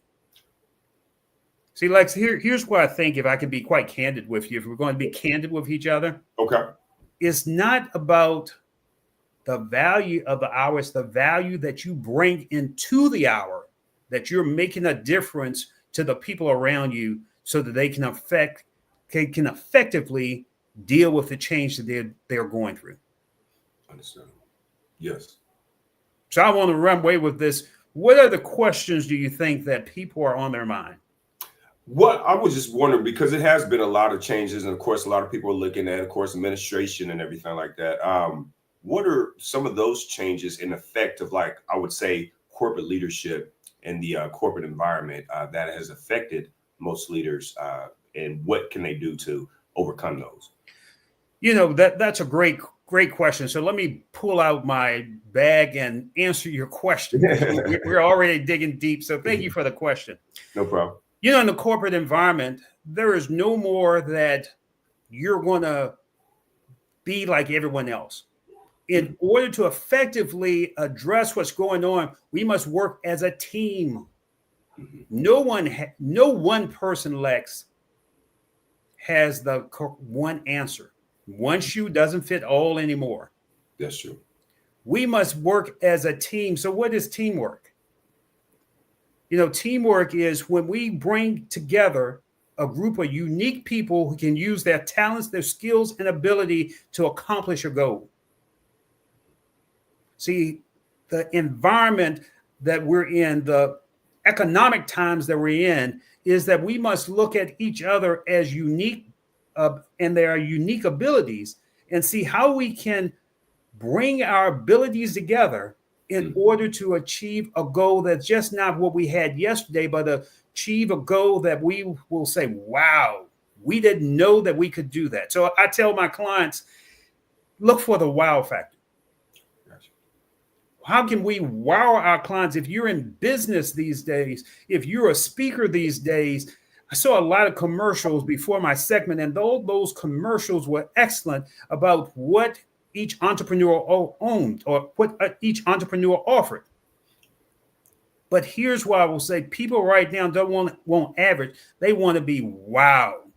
Yes. So when you give value and when you give somebody that says they want to invest in your business, what will be the wow factor? So when you present it, they will say, I haven't seen that before. That's something new. Or they will say, wow, I didn't expect that. Gotcha. What's the value that you're going to bring that people will remember you, not short term, but long term, that they will say, that's what I need that can address my problems. What's your wow factor? Gotcha. Yeah, that definitely makes sense. You know, in this time, we've got I saw a young lady that used to work for the Oprah Winfrey Network. And they said, young lady, why do people always come to you? And she said, you know, I learned one thing, Miss Winfrey. We've got to learn to blend out instead of blending in. Yes. How do you as a business professional blend out so you will bring that wow factor and you bring that value to your client that they will say, you're the answer to the problem that I have. Mm-hmm. See, I think, Lex, people here, we have so many problems, but we've got to be the aspirin that will bring the solution to the problem that the person has. Yes, definitely. It definitely does make sense. With that being said, speaking as a speaker, since you are a speaker, how did you get into speaking in the beginning? You know, that's $1 million question. See, and there one thing I want people to realize. Language communicates and it creates. Most people suffer from what I call possibility blindness. Okay. They forget what's possible for them. Realistically, some years ago, I got introduced to a gentleman, maybe you've heard of him by the name of Les Brown. Yes. And a friend of mine's, Dwight Pleasure, said, man, come on, Mr. Brown's training speakers. Mm-hmm. And I said, I'm interested, but I'm not sure that I'm good enough to be a speaker. And he said, come on, give yourself a chance. See, here's the first thing I think people need to, from my story, people need to realize. Give yourself a chance. You just never know what's possible for you. Don't count yourself out. Mm-hmm. I think you got to count yourself in. Mm-hmm. So too often we look at people and compare ourselves to people around us. Lex, there is only one Lex Sales in this world. That's you. There's only one Wade Randolph in this world. That's you. But sometimes we are so negative that we list what we can't do instead of what we can do. So here was what I invite the audience to do today. Take time for you and list at least 5 things that you love about you. I didn't say that you love about you. Build yourself up. And when I went to meet Mr. Brown and I saw a room of speakers, Lex, I said, he must be crazy. I can't do that. And he said, young man, give yourself a chance. I said, okay, I hear you talking. And in the first hour, I said, look at all these people around, man. I looked for the exit sign as quick as I could find it, Lex. And when I went to that back door, and Mr. Brown was coming back in, he said, where are you going? And I said, thank you, sir, but no, thank you. This isn't for me. Mm-hmm. I said, look at all these people. I can't do this. Mm-hmm. And he said, don't count yourself out. Give yourself a fighting chance. Mm-hmm. He said, let me believe in you until your belief kicks in. Mm-hmm. Don't count yourself out. Give yourself a fighting chance. Definitely. And that day I decided to give myself a fighting chance. I stayed with him. I made that investment. See, this Wade Randolph you see right here, Lex, I didn't know this Wade Randolph existed. Gotcha. Okay. I didn't know that I had a voice to help people get over their problems. I didn't know I had an insight to help people get over their challenges. And he said, give yourself a fighting chance. And I gave myself a chance. See, here's my message to that. Sometimes we count ourselves out. And all I'm telling the audience today, whatever ideas, whatever concept, wherever thoughts you have that you think you can bring into creation, give yourself a chance. Find someone that will believe in you until your belief kicks in. Because you never know what lives you can change. You just never know what ideas you'll bring about that will make a difference in your household, in your city, in your communities. Give yourself a chance. Definitely. I gave myself just a chance. That's how I got started. Oh, wow. That's amazing. That is amazing, man. I'm gonna definitely have to holler at you. That's something I've been thinking about in my mind as far as motivational speaking. So I'm definitely gonna have to contact and get your information in regards to that. There's always someone, Lex, that will tell the audience there's someone that's listening to your voice that is your assignment. Mm-hmm. And if you don't fulfill your assignment, that person will never bring out the real person they are. Who's your assignment? Who's waiting for you on the other side of that door? Who's waiting for you just to speak life into them? Les Brown spoke life into me, and I've gone on to help other people. Who's waiting for you? Mm-hmm. And if you don't answer that knock, they will never hear your voice, and they will never become the best that they can be. Who's your assignment? That's a good question. That's a good question. With that being said, with the since social media, do you think that has a part to do with people counting themselves out because they're doing so much comparison with other people they see on social media? Yeah, well, let's talk social media and let's talk even AI. Okay. Let's take it up a notch if we can. Okay. All right. Let's play at a high level. See, those things will not replace us. Those things are tools. Mm-hmm. It's just like when you get in your automobile, it takes you from destination A to destination B. Mm-hmm. But often we run away from the tools. Yeah. We don't use them to enhance us. We try to say that's going to replace us. Mm-hmm. All we need to do is to say, what do I need to learn? So here's what I'm doing, Lex. Even though I have, if you were here, I have my own private library.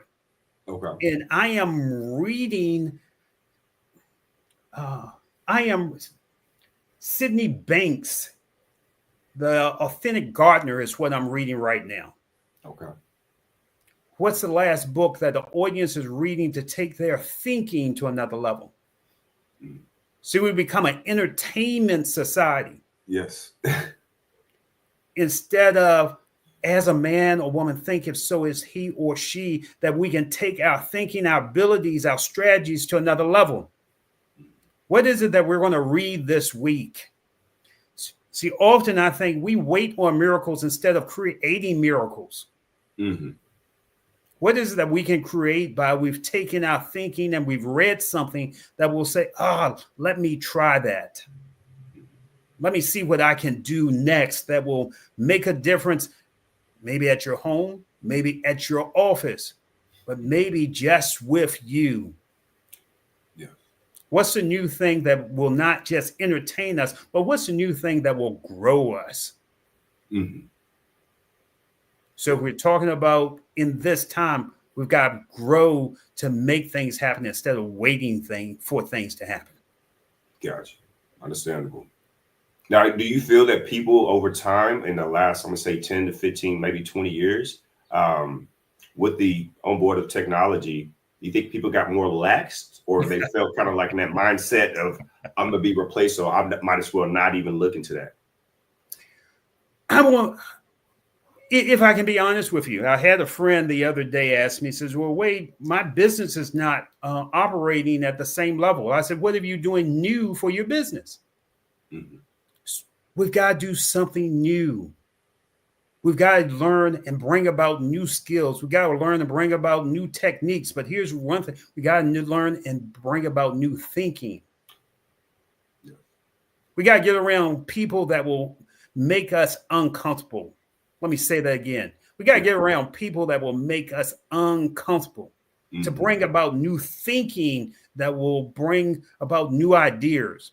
Okay. If you ask me about when I first started traveling with Les Brown, I never forget, I was in Fayetteville, North Carolina, and he would say, young man, quiet down and go over there. And a group of us came in, the speaker, he would say, shh, shh. I said, what in the world is he telling me? I'm not a child. He said, can you guys go? He said, shh, shh. I'm like, why is he shushing us? So the other guys went over to the other part of the room. I was on my cell phone. We always on a cell phone. Yeah. He said, shh. And I said, Mr. Brown, why are you telling us to be quiet? Why are you telling me to be quiet? He said, because I'm taking notes of the speaker that's on the platform. And I said, why are you taking notes? You're one of the best speakers on the planet. Why are you taking notes? And he looked at me, Lex, and he said, that's why you'll never be great. Oh. And I said, what do you mean by that? He said, because you can always learn something from the people around you. See, here's my point, Lex. Always be learning. Always be learning. Always be learning. What is it? What's the new idea that you've learned today that will move you to another level of thinking? What's the new idea that you look for tomorrow that will move you to another level of performance? What's the people that you need to pick up the phone and say, help me with this idea, and let them stimulate your thinking and ideas and your thought that will move you to another level, maybe in your life. See, we've got to always be learning. We've become comfortable. And I'd say, no, that's a death trap. Ask yourself, who's the people I can get around and get out and break through that comfort zone so they can take me to another level. So look, let's put this in some real strategies. Brandon Burchard wrote a book called High Performance Habits. What's the habit that you need to develop in order to become an astute learner? What's your learning time? So let me answer that for you. For me, I demand, I didn't say I hope, I didn't say somebody's going, I demand that for at least 30 minutes each day, I read something. I read something that's going to stimulate me, stimulate my mindset, and give me an edge in my business and my profession. See, if we started with leadership, leaders don't get a day off. Yes. Let me say that again. Leaders don't get a day off. Even in your household, you tell your kids, hey, I'm going to take a day off. They're like, yeah, tell me that again. We don't get a day off. And if you want to be your best, you got to ask yourself, what is it that I can do to move my household, my business, my environment to another level? What is it that I need to learn? Because if you aren't out here hustling, someone's out there out hustling you. Yes. What would you say for the leaders, for the, like you said, they don't get any days off? What would you say for them to prevent burnout, to where they're not like, hey, you know what? I'm just going to take a week off. Because I know it's a lot of stress. Yeah. You know what? I've learned I don't do stress. Okay. I don't do stress. See, here's what I will say. Sometimes we got to take time for you. Take time for you. Take time for you. Sometimes you got to put away that cell phone. Sometimes you got to turn off the television and just take time for you. Sometimes you got to get away. This past weekend, my wife and I took a little mini vacation. Why? Because I needed just to unwind. I needed just each day. I don't know about you, Lex, but I tend to meditate. Okay. But I meditate maybe 2 or 3 times per day. You know why? Because I need to just stay de-stressed. It's interesting when you see people at lunch these days, they don't even take time to really eat lunch thoroughly. They'll be talking on the phone. They'll be driving. They'll be trying to eat. And I'm like, wow. See, we're killing ourselves because we're not taking care of ourselves. So here's what I will ask. My routine is three times a week. I don't care what comes or goes. I go to the gym. Mm-hmm. Why? Because it gives me time to work on me physically, but also that's my de-stress. Mm-hmm. Here's what I think the audience needs to answer. What's your time for de-stress? Gotcha. Do you take time just to tell your kids, hey, look, I need 30 minutes? You take time just to get yourself together before you go into the office. For me, I have a ritual. Mm-hmm. And before I go into work in the morning, I sit back and I program myself to say, this is going to be an outstanding day. And I demand, most people say, well, how's your day going? I said, I demand that my day go good. Mm-hmm. I demand that this Sunday go good. What are you demanding of your day? Mm-hmm. See, I want to get out of that drama thing. I want to get into being the best Wade Randolph that I can be each and every day. Mm-hmm. So here's a note to our audience. Time waits for no man or woman. Okay. We got to be willing to take back our time. We got to be willing to do the things that brings a smile to our face, energy in us, and makes us feel alive. Mm-hmm. If you're not doing that, you got to ask yourself, who's controlling your life? Who's controlling you? That is big. That is so important. You're definitely right about that. Yeah. And so go ahead. So we got to take back our time. Yes, sir. Yes, sir. I was going to ask you a question. I didn't know if it started around the same time with speaking with Les Brown in regards to you do have a #1 bestseller. How did you get into the book writing process, and was that even difficult for you at the time, or was that something that just came natural? Man, your question is so on target. I didn't know that I could write. Mm-hmm. I didn't know I could produce a Amazon #1 bestseller. Mm-hmm. But here's where I found out the environment that you put yourself in is so important. Mm-hmm. So I got around people that had that conversation of what can we do to create a book? We didn't say #1 best. What can we do to write a book? Let's talk about writing a book. So I put myself in an environment that people started to talk about a book. Okay. I modeled people that had very influential books. So let me break this down. Let me not make it difficult. I like the KISS method. You know what that is? I haven't heard of that one. The KISS method. Keep it simple. Oh, keep it simple. Yeah, I heard. Okay. I like the KISS method. #1, put yourself in an environment of whatever you want to do. Mm-hmm. If it's writing a book, put yourself in an environment of people that's talking about writing a book. Okay. Don't count yourself out. Count yourself in. Get in that new environment. Environment will trump everything because you get into the conversation. Mm-hmm. Words not only communicate, they create. #2, model people that have already written a book. Okay. So I have a bookcase here, and all of those people are published authors. I looked at how did they introduce their topic? What were the stories they brought in? What were the learning points they brought in? See, it doesn't have to be hard. Model the people that have been where you want to go. But here's the third thing, and this is what most people don't do. Take action. Yeah. My friend Stacey N.C. Grant says, action, avoid the distraction. Mm-hmm. Take action. You don't have to start with a book. Maybe you can start with a report. Maybe you can start small. Maybe you can start with just a page. But here's the one thing I want to say. Take action.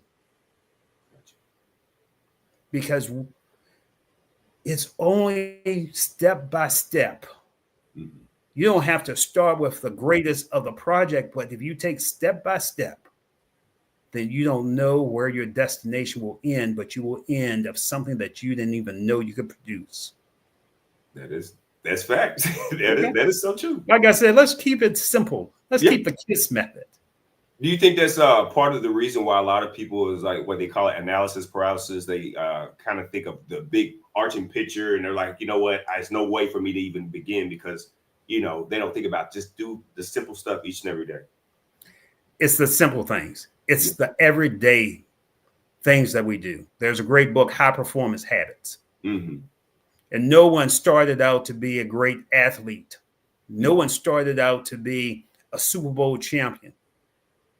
They started to just play basketball. They started to practice every day. They started to work on themselves, their mindset, their skill set. So what's the habit that you need to start? What's the habit that you need to lock in that will take you from where you are to where you want to go? Yes, sir. Makes sense. Makes sense. And so going back to when you started speaking, like you said, you didn't know you could speak. You didn't know you could write books. And I know it's a process for everyone. From that time that you started, like, you know what, I'm not going to count myself out. I'm going to count myself in. How long did it take for you to actually see some traction with the speaking and getting to where more people start recognizing you and you're getting more books? Let me say this tongue in cheek. I kept knocking on doors that I asked for people the opportunities to speak. Doing platforms such as this, going to the Kiwanis, going to the Rotaries. It took me about 3 years to really get some traction. But you know something? If I had to wait 4 years, if I had to wait 5 years, I was still knocking. See, here's my point to you, Lex. Mm-hmm. Sometimes people count themselves out. Sometimes they stop knocking because the results haven't happened. Yeah. And I say, keep knocking. If one person tells you no, that's not a no, that's a next. Yeah. See, we take no too quickly and say, okay, I'm going to give up now because people are saying, I can't do it. And the worst part of giving up is not saying people are saying no to you. It's when we start saying no to ourselves. Mm-hmm. Yeah. All we need is a few good wins. Mm-hmm. But a ship wasn't made to stay in the harbor. A ship was made to sail in the ocean. We're made for greatness. Mm-hmm. We're made to be something beyond where we are now. But you know what? People stop knocking. Mm-hmm. Get around people that will believe in you until your belief kicks in. That will make the difference. Get around people that can have a different conversation. For a lot of times, I wanted to give up on speaking. For a lot of times, I wanted to give up on that book. Mm-hmm. I never forget a gentleman that I met. His name is Alan McDougall. Okay. Alan's a Canadian guy. Mm-hmm. And going back to your direct question, when I first started speaking or writing the book, I used to want to give up. So he and I had made a commitment. Mm-hmm. I said, I'm going to write a book. And then 2-3 months later, I'm like, man, I'm tired of this book. I'm not interested in doing this. Shucks, didn't know it was going to be hard work. Mm-hmm. You ever seen a bald head guy sweat? It's not good. I don't want to do this anymore. And my wife used to say, hey, look, a guy by the name of Alan called you. I said, Alan who? She said, Alan McDougall. I said, look, if he calls back, tell him I'm not home. Mm-hmm.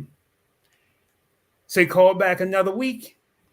My wife said, look, this guy wants to talk to you. I said, look, I'm not home. He called back a third weekend. She said, look, you're going to answer this phone. I'm saying, hey, Alan, how you doing, man? He said, look, let me ask you. I said, hey, how you doing with that book? Mm-hmm. I said, man, I've been busy. A lot of things are coming up. Life's thrown me a lot of challenges. And that's all of us. Mm-hmm. Life will throw you challenges. Mm-hmm. He said, I didn't ask you about that. I asked you how you come along with that book that you promised me you were going to write. Mm-hmm. He said, hey, look, I'm going to call you back next week. I do expect you to answer the phone. And I do expect you to be further along in that book. Mm. The guy called me back every weekend until I wrote that book. Now I took that book, I made it into a course. Now I've gone into companies and taught that course. Oh, wow. I would have never wrote that book. I would have never given my voice if it wasn't for someone like Alan McDougall. Mm-hmm. Alan McDougall, here's why I tell people, get yourself an accountability partner. Yes. Get somebody that will hold your feet to the flames when you don't want to do it, because there's going to come a time you don't want to do it. Mm-hmm. There's going to come a time when you say, I'm not willing to push this any further. Mm-hmm. And you're going to have somebody that's going to believe in you until your belief kicks in. There's somebody, you're going to have somebody that's going to hold your feet to the fire. Mm-hmm. Because when they do, that's going to bring about a new you. Yeah. Find somebody that will allow you to make no excuses until you achieve the goal that you want. That's amazing. That is so true. That is so true. I think a lot of people will get, even including myself, will get started on certain things, and then after a couple months, we don't see the results. Then we kind of give up on ourselves. Do you think with this day and time, again, going with social media, do you think more people are, and just in general, they want instant gratification versus put in the work because of what they see on social media? Or do you think that? Instant gratification, yes, that is something that we all want, but it's not going to be instant. Mm-hmm. But let me flip the script. It's not instant gratification that we need to focus on. We started this conversation with leadership. Mm-hmm. See, here's a question that we really need to ask. Who are we being of service to? Gotcha. Service is the rent that we pay for our time here on earth. Mm-hmm. If you help enough people get what they want, those people will help you get what you want. Mm-hmm. Who are you helping? Who are you that's helping someone else climb the mountain that you must climb also? Who are you hiring at to say, look, come this way so that we can all grow together? Black Business Network has given us a platform that we all are growing together. Mm-hmm. We're making new paths. We're making new waves that we never thought would be coming this way. Mm-hmm. Yeah, instant gratification is important, but when we can take a group of new thought leaders to another level, we created something that we've only dreamed of. It's true. That is true. That is true. Now, I know you traveled all over the world, and out of all the places you traveled to, what would you say is the most memorable place that you've been to, or you wouldn't mind going back to? Wow. I've been to London, England. I've had the pleasure to talk in some parts of this state of Virginia I didn't even know existed.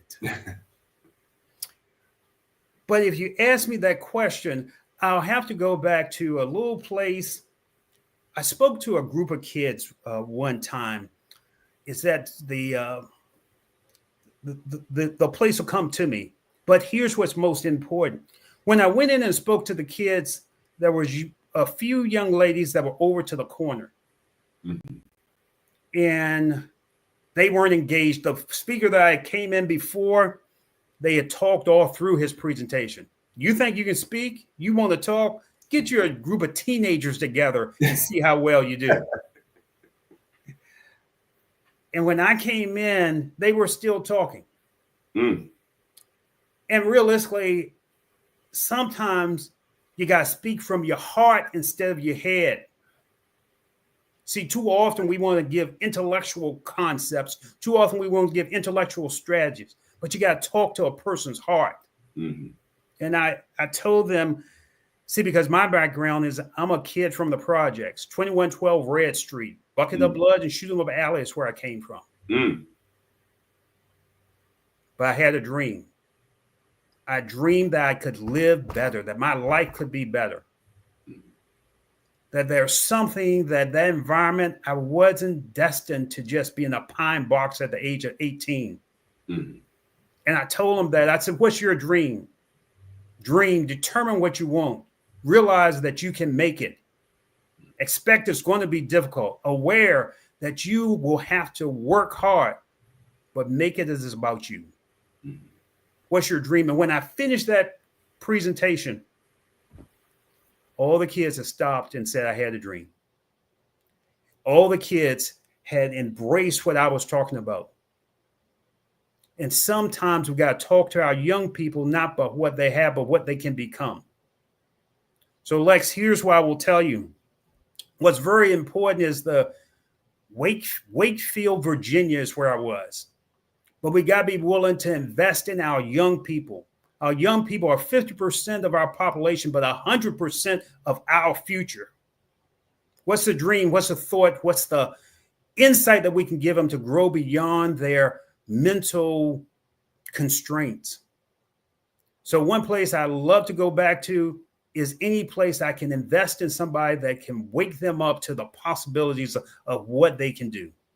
Wake them up to what they can become. Wake them up to know that there's another level that they can push themselves to. Wakefield, Virginia, and as long as we can wake people up to the beauty that they have in them, I'm willing to go any place. Well, that is amazing. I definitely do appreciate your time here. Definitely very inspirational. What are some of the best ways for people to contact you? Your social, your email, website? Feel free to go to Randolph, RANDOLPH, unlimited.net, randolphunlimited.net. Or if you really want to chat, send me an email to Wade, W-A-D-E, at themoreguy.com.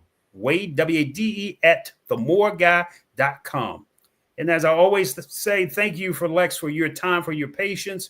We can always do more, achieve more, and have more because we've only scratched the surface that we can become more. Thank you, sir. Thank you very much for your time. I'm definitely keeping contact with you. My pleasure. You have my contact information. Thank you. Yes, sir. Genius is coming, and I'll see you on the other side.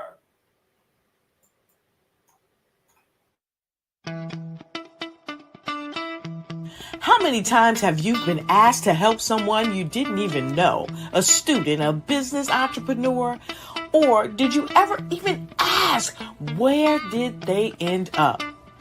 That business, that friend, that entrepreneur. Well, just maybe they ended up in a gang, bankrupt, homeless, or worse, dead. Maybe they turned to crime, drugs, and alcohol. Did you ever wonder? Did you destroy their dream, or was your life always so easy? At the Black Business Olympics, we started a movement to help students complete. Give them hope and foster success. Help them to leave their dreams of providing laptops, computers, and up to $5,000 in scholarship funds. Today, we ask you to help a student, a business owner, or an entrepreneur to realize their dream by sponsoring them, supporting them, and buying from them. Consider this. With $1.6 trillion in our Black community, we only ask for a small donation for our students, our businesses, and our entrepreneurs. And you can change a life today. So I ask you, what are you going to do? Sit on the sideline and watch our students in high school be losers, miss out on their dream from lack of resources? Or are you going to donate to the movement and change their future and yours as well? Give us a call today at 919-308-9090. Change their life by investing with action to the Black Business Olympic Fund. The Black Business Olympics, one of the largest business showcases of Black business in the history of the world.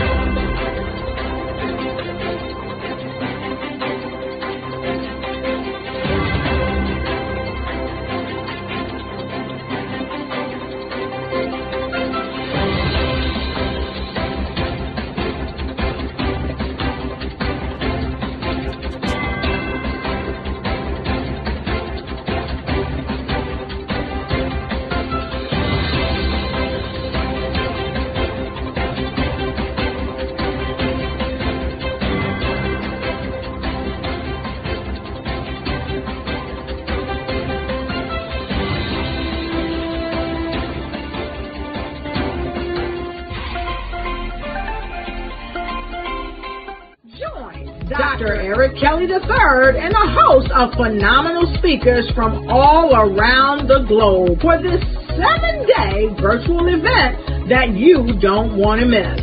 The mission of the Black Business Expo is to raise scholarship money from kids all the way from high school, all the way from college. The Black Business Olympics is one of the largest Black business showcases in the world. It is an opportunity for businesses and companies to showcase their businesses globally. We are going to be giving away laptops up to $5,000 away to students.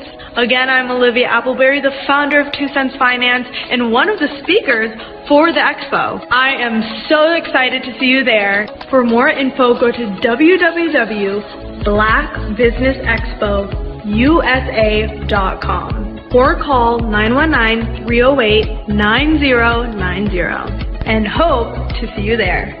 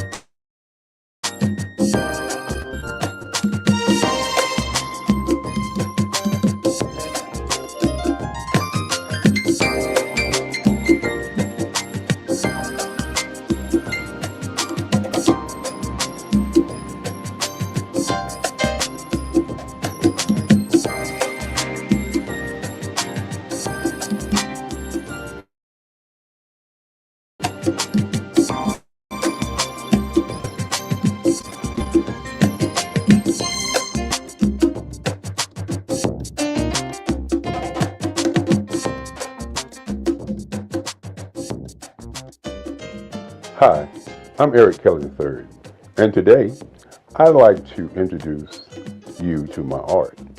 Welcome to the Eric Kelly III Museum, located in Durham, North Carolina. Today we're going to be discussing my art, my journey, and where I'm going next. You know, the past, the today, and the future. When I think about the beginning of my work, I have to go all the way back to when I was about 4 years old. And my grandmother gave me a pen, and I was in church. And I took that pen and I began to draw. And as I was drawing, later on, my grandmother said that the picture that I drew then looked like the choir that was in the church. And so my affinity for utilizing the ink pen to do work still happens today. Now, many times when we begin to talk about art, the question always is, what is the intent? Why do you do art? What makes you an artist? And so, as we look at my early years, I was not thinking about what I was drawing. I was just in love with drawing. I remember in the 5th grade when a young man, one of my friends, came to my desk and saw me drawing, and he said he'd like to draw. And so I said to him, anyone can draw. Because in my mind as a young kid, my art was just a way of, I would say, expressing how I felt. And so each day I would give him triangles and squares and show him how to draw. And so in my mind, I wanted to be an art teacher. And being an art teacher, I thought I could give back to other young people, other folk, how I felt about art. And so as we moved through my timeline and moved past the 5th grade, I began to draw, I would say, comic book figures, a lot of figures, a lot of pictures of what I saw in comic books. And one of the things that I noticed about me at an early age, maybe it was because my grandmother was a civil rights leader, maybe it was because my great-grandfather wanted me to be a lawyer, and he took me each day from Scarborough Nursery School down to the courthouse to watch what was going on at the courthouse. And maybe it was me watching television and seeing the civil rights movement happening and seeing things that was going on. But I remember when I was about 12 that there was this thing called identity. Say it loud, I'm black and I'm proud. And the music that I was hearing was just so different until I began to change the white images that I looked at to black images. I can remember the Incredible Hulk that I changed into the Incredible Bullock. You gotta understand, I was a kid, Tarzan. I did Tarzan wrestling with an alligator in the jungle with an afro. And so this whole thing of black identity was prevalent on my mind as a young artist. Many times people say artwork is political. And I continue to say that not only artwork is political, art is what is your identity, but more importantly, what is your intention. And so as I moved through those years, 5th, 6th, 7th, 8th grade, I began to look at the difference between how I felt and how I saw things. And one of the things that I noticed early on is that I could actually hear tones and hear music, and I would see colors in terms of what I was drawing. Many times I found myself talking to people and I would say, I can draw you if I think about you. And that was one of the games I used to play when I was a young kid. I would talk to somebody, I would listen to them, and then I would go home and I'd get my sketch pad and I would actually draw them. Many times when I was coming up, I used to tell people that if you talk about what you want, I could draw some lines and then I can go and create that particular object. Intention, identity, and color was very prevalent in my work at an early age. I remember my first paper mache dog that I did. It was white. And my teacher kept the paper mache dog. And my great-grandfather used to say to me that don't give my artwork away. And so he said, only sell to collectors. And so at 7 years old, he started a museum for me called the Eric Kelly III Museum that would house my artwork in his house, along his halls, and house my writings. I'm also a poet. I do poetry. 3 portrait CDs that I've done in the past, along with some more interesting writing. My work, again, as I said before, is about identity and intention.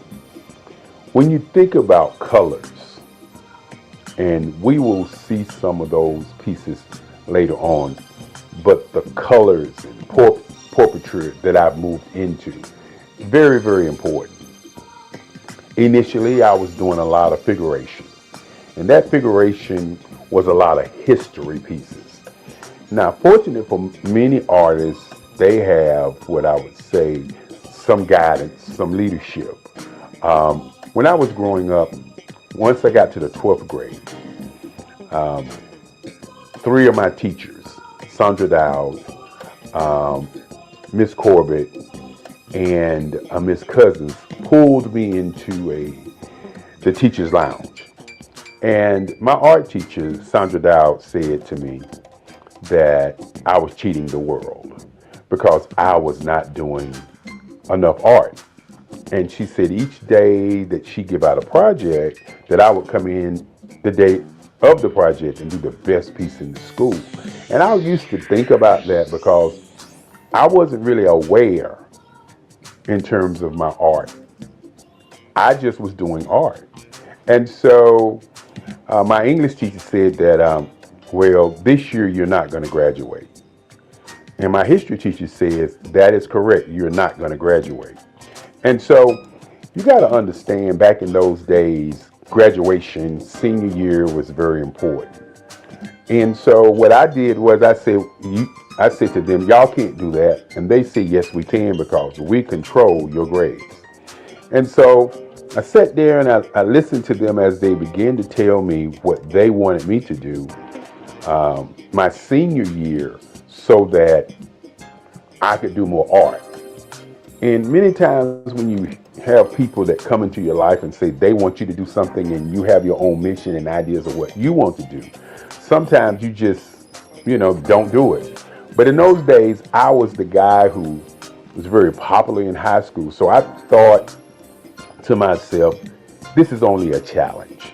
And so each morning, I would draw for my English class, the Macbeth, the Odyssey. For my history class, which was a Black history class, I would draw about the transatlantic slave trade, great African Americans who went on before, like Crispus Attucks, Martin Luther King, Marcus Mosiah Garvey, Malcolm X. And these are the kind of pictures that I was drawing. They were historical figures. And I found myself doing the work late at night and bringing those pieces to high school and give them to the teachers the day of. And I think those teachers thought that by me doing the work that I was doing, that I was giving the work to them. But as I said before, my great-grandfather said, don't give your work away. Always sell your work for what it's worth. And more importantly, sell to collectors. And so the Eric Kelly Museum has been a private museum only selling to collectors. And so when the end of the year came, I had drawn enough work to fill a whole hallway in the high school. And as I said before, I started out doing figuration and doing historical pieces. And I hadn't yet started thinking about what my intent was going to be. Why was I doing the work? I was doing the work because I was asked, not because there was this urge deep down inside saying, I'm going to draw all of this work. And so at the end of the year, I received the Lynx Best Artist in the State. And this is what has propelled me to become the artist I am today. I looked at the art award that I received, and I thought about where did I want to go to college. And so I had letters coming to me. I was in the news, I was on television and all these great things. I had these things to happen. And so I had letters coming to my house to go to different schools. And my great-grandfather used to say there are 5 things that you need to think about as you live. He said, number 1 is to think. Number 2 is to sell something. Number 3 is to do research. Number 4 is to be relentless. Number 5 is to have energy in everything that you do. And so I started on my quest for understanding that art was going to be what I wanted to do. And so I did research on the schools in Durham, North Carolina. And for those who don't know about Durham, North Carolina is a space where black people, 49% black people, were engaging in economics everywhere. You know, Durham was the tobacco capital of North Carolina at one time. And so when I was a young man and I lived in Federal Street Projects, I could walk down to Pettigrew Street, not to Parish Street, because Parish Street is considered Black Wall Street now, but before Parish Street, there was Pettigrew Street. And on Pettigrew Street was Service Printing, black men owned it, the Regal Theater, black men owned it, the barber shop, WAFR, and the taxi cabs. And I could see black people doing great things right there on Pettigrew Street. And Pettigrew Street was probably about 4 or 5 blocks from where I stayed. I remember going to the Regal Theater, seeing Hercules and all these movies as a young man. But the thing that really impressed me about Pettigrew Street was I saw black people doing black things. And so as I did my research to see where I was going to go to school, I discovered that North Carolina Central University was one of the top schools with black professors. And one of the things that I wanted to do, you know, as a young person is I wanted to go to a school where I could study in the class, and then I also could go to the library and pick their books up and read more about what they were talking about, so I would be immersed into the art. And so at that time, North Carolina Central University did not have an art scholarship program. And so remember what I said earlier about my great-grandfather. He said, think, and then sell, and do research. And so in doing my research and thinking, I said to myself, I want to take my portfolio down and ask them to come to that school for art. Now, many people don't know, and I didn't know at the time, that Ernie Barnes, who is one of the greatest artists who've ever come out of Durham, North Carolina, didn't know that Ernie Barnes had gone to North Carolina Central University. That was not, in my mind, something that I knew. I was an artist who was influenced by the people that I knew, not the books that I read, but the people that I actually knew. And so I took my portfolio down to Atlanta Henderson at North Carolina Central University. My portfolio was full of historical art, as I said before, because that's all I was doing. Many times you hear the idea that all art is political art. While I wasn't thinking my art was political, my art was always about identity as a black man, as a black person, as a black entity on the planet. And so I left my portfolio with Dr. Henderson, and a week passed, and they sent me a letter offering me an art scholarship at North Carolina Central University. This was probably one of the greatest days of my life. As my grandmother at the time said to me, she said, well, since you're going to school for free, I'm going to give you the family car. And when you're thinking about your life and how things transpire to get you where you're going, these are the kinds of things that move you to believe in yourself. My grandmother used to say, you can do anything that you want to do.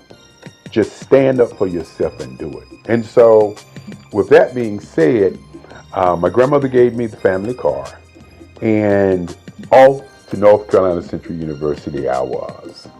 And, one of the first heartaches that I would say that I had at North Carolina Central University was the whole I'm on art scholarship.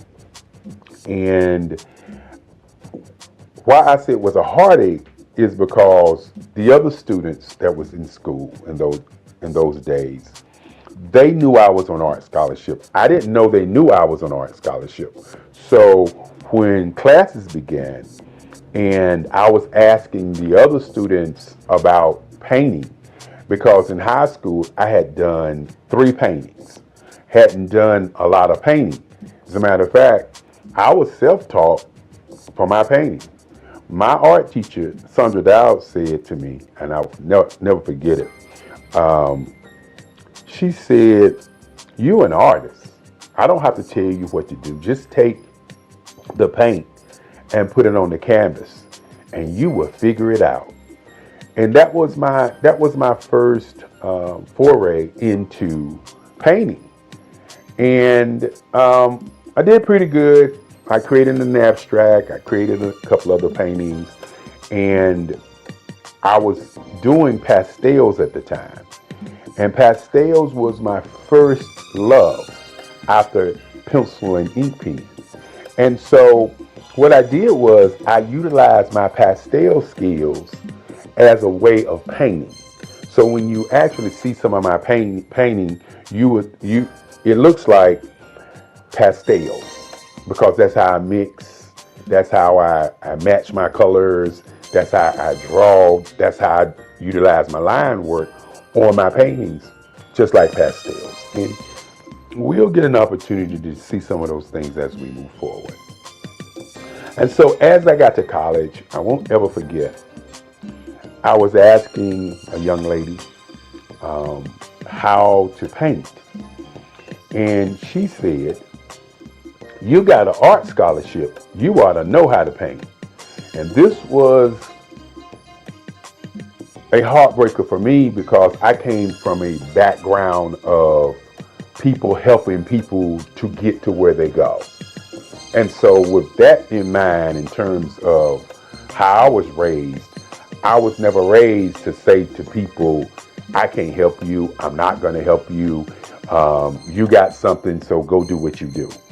And so this was a daunting task for me, because I was looking at seniors doing artwork, and I was expected at that moment to be able to do work just as well as the seniors were able to do the work, because in their minds, I had an art scholarship, and that art scholarship meant that I had some magical powers, some great art in me that they didn't have.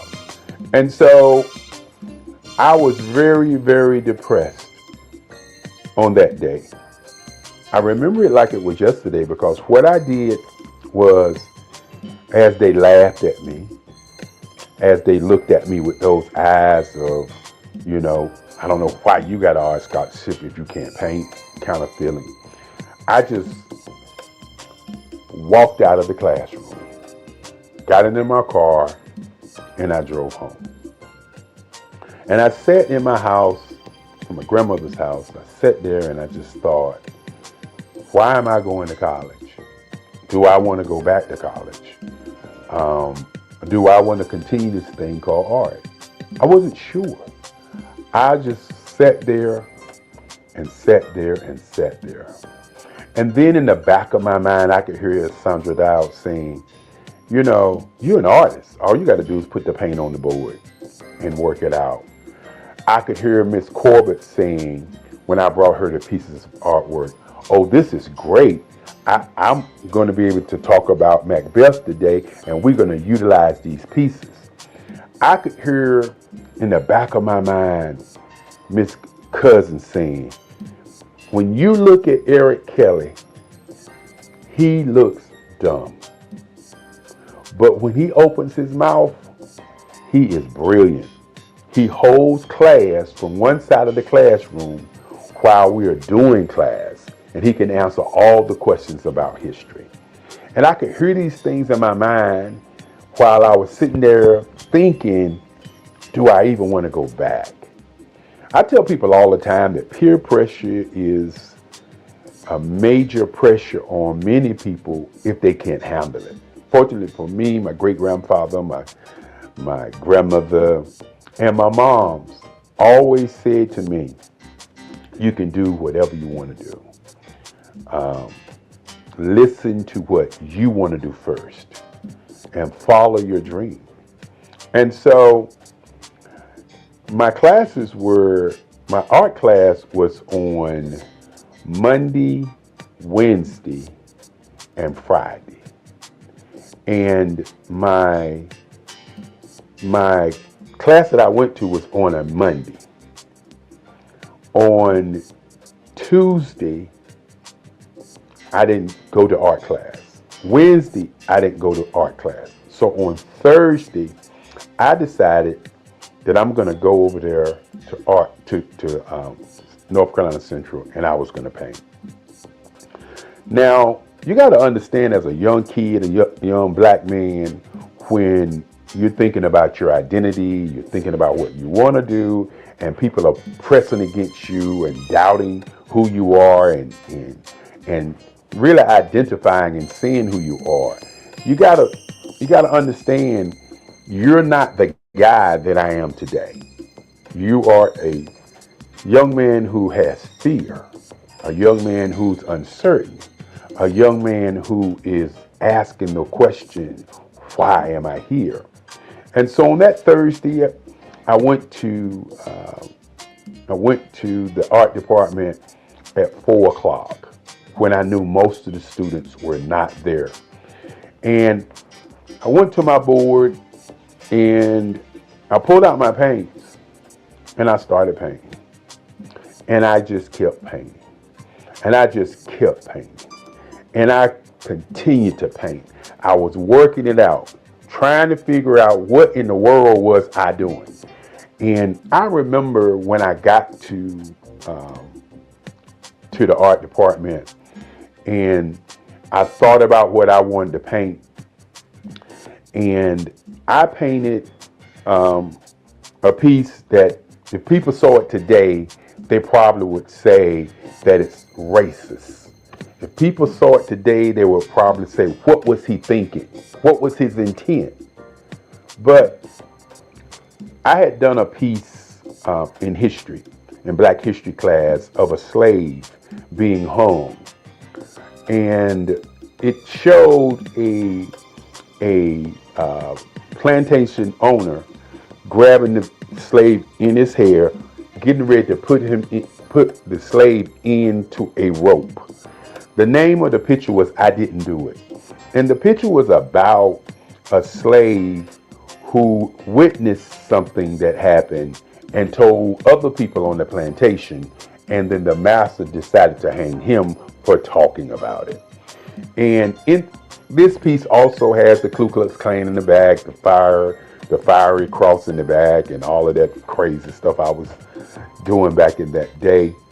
And I began to paint that picture. And as I was painting that picture, I could see exactly how to paint. I don't know why or what, but I could actually see how to paint. And so I was there from 4:00 in the afternoon, and I looked up, it was 4:00 in the morning. I took my sheet that we had in art class and I laid it over the piece, and I jumped in my car and I went home. And so my class was Friday morning at 11:35. And so I got to class late that day, and somebody had pulled my sheet off of my painting. and the whole entire class was standing around my piece. You know, when you are uncertain about who you are and what you're doing sometimes, and you're looking for validation, it kind of gets in the way of how you make art. And what I mean by that is, I was not looking for validation. I was looking for how to paint. And by looking for how to paint, I created something that nobody expected to come from me, because just 2 days prior, I was asking people in class how to paint.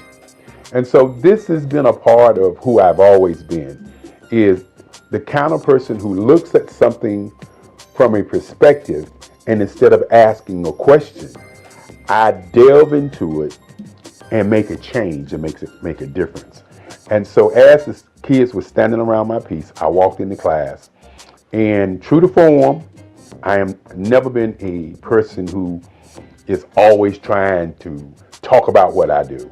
As my great-grandfather used to say, great people are not people who are walking around talking about being great. They're doing great things.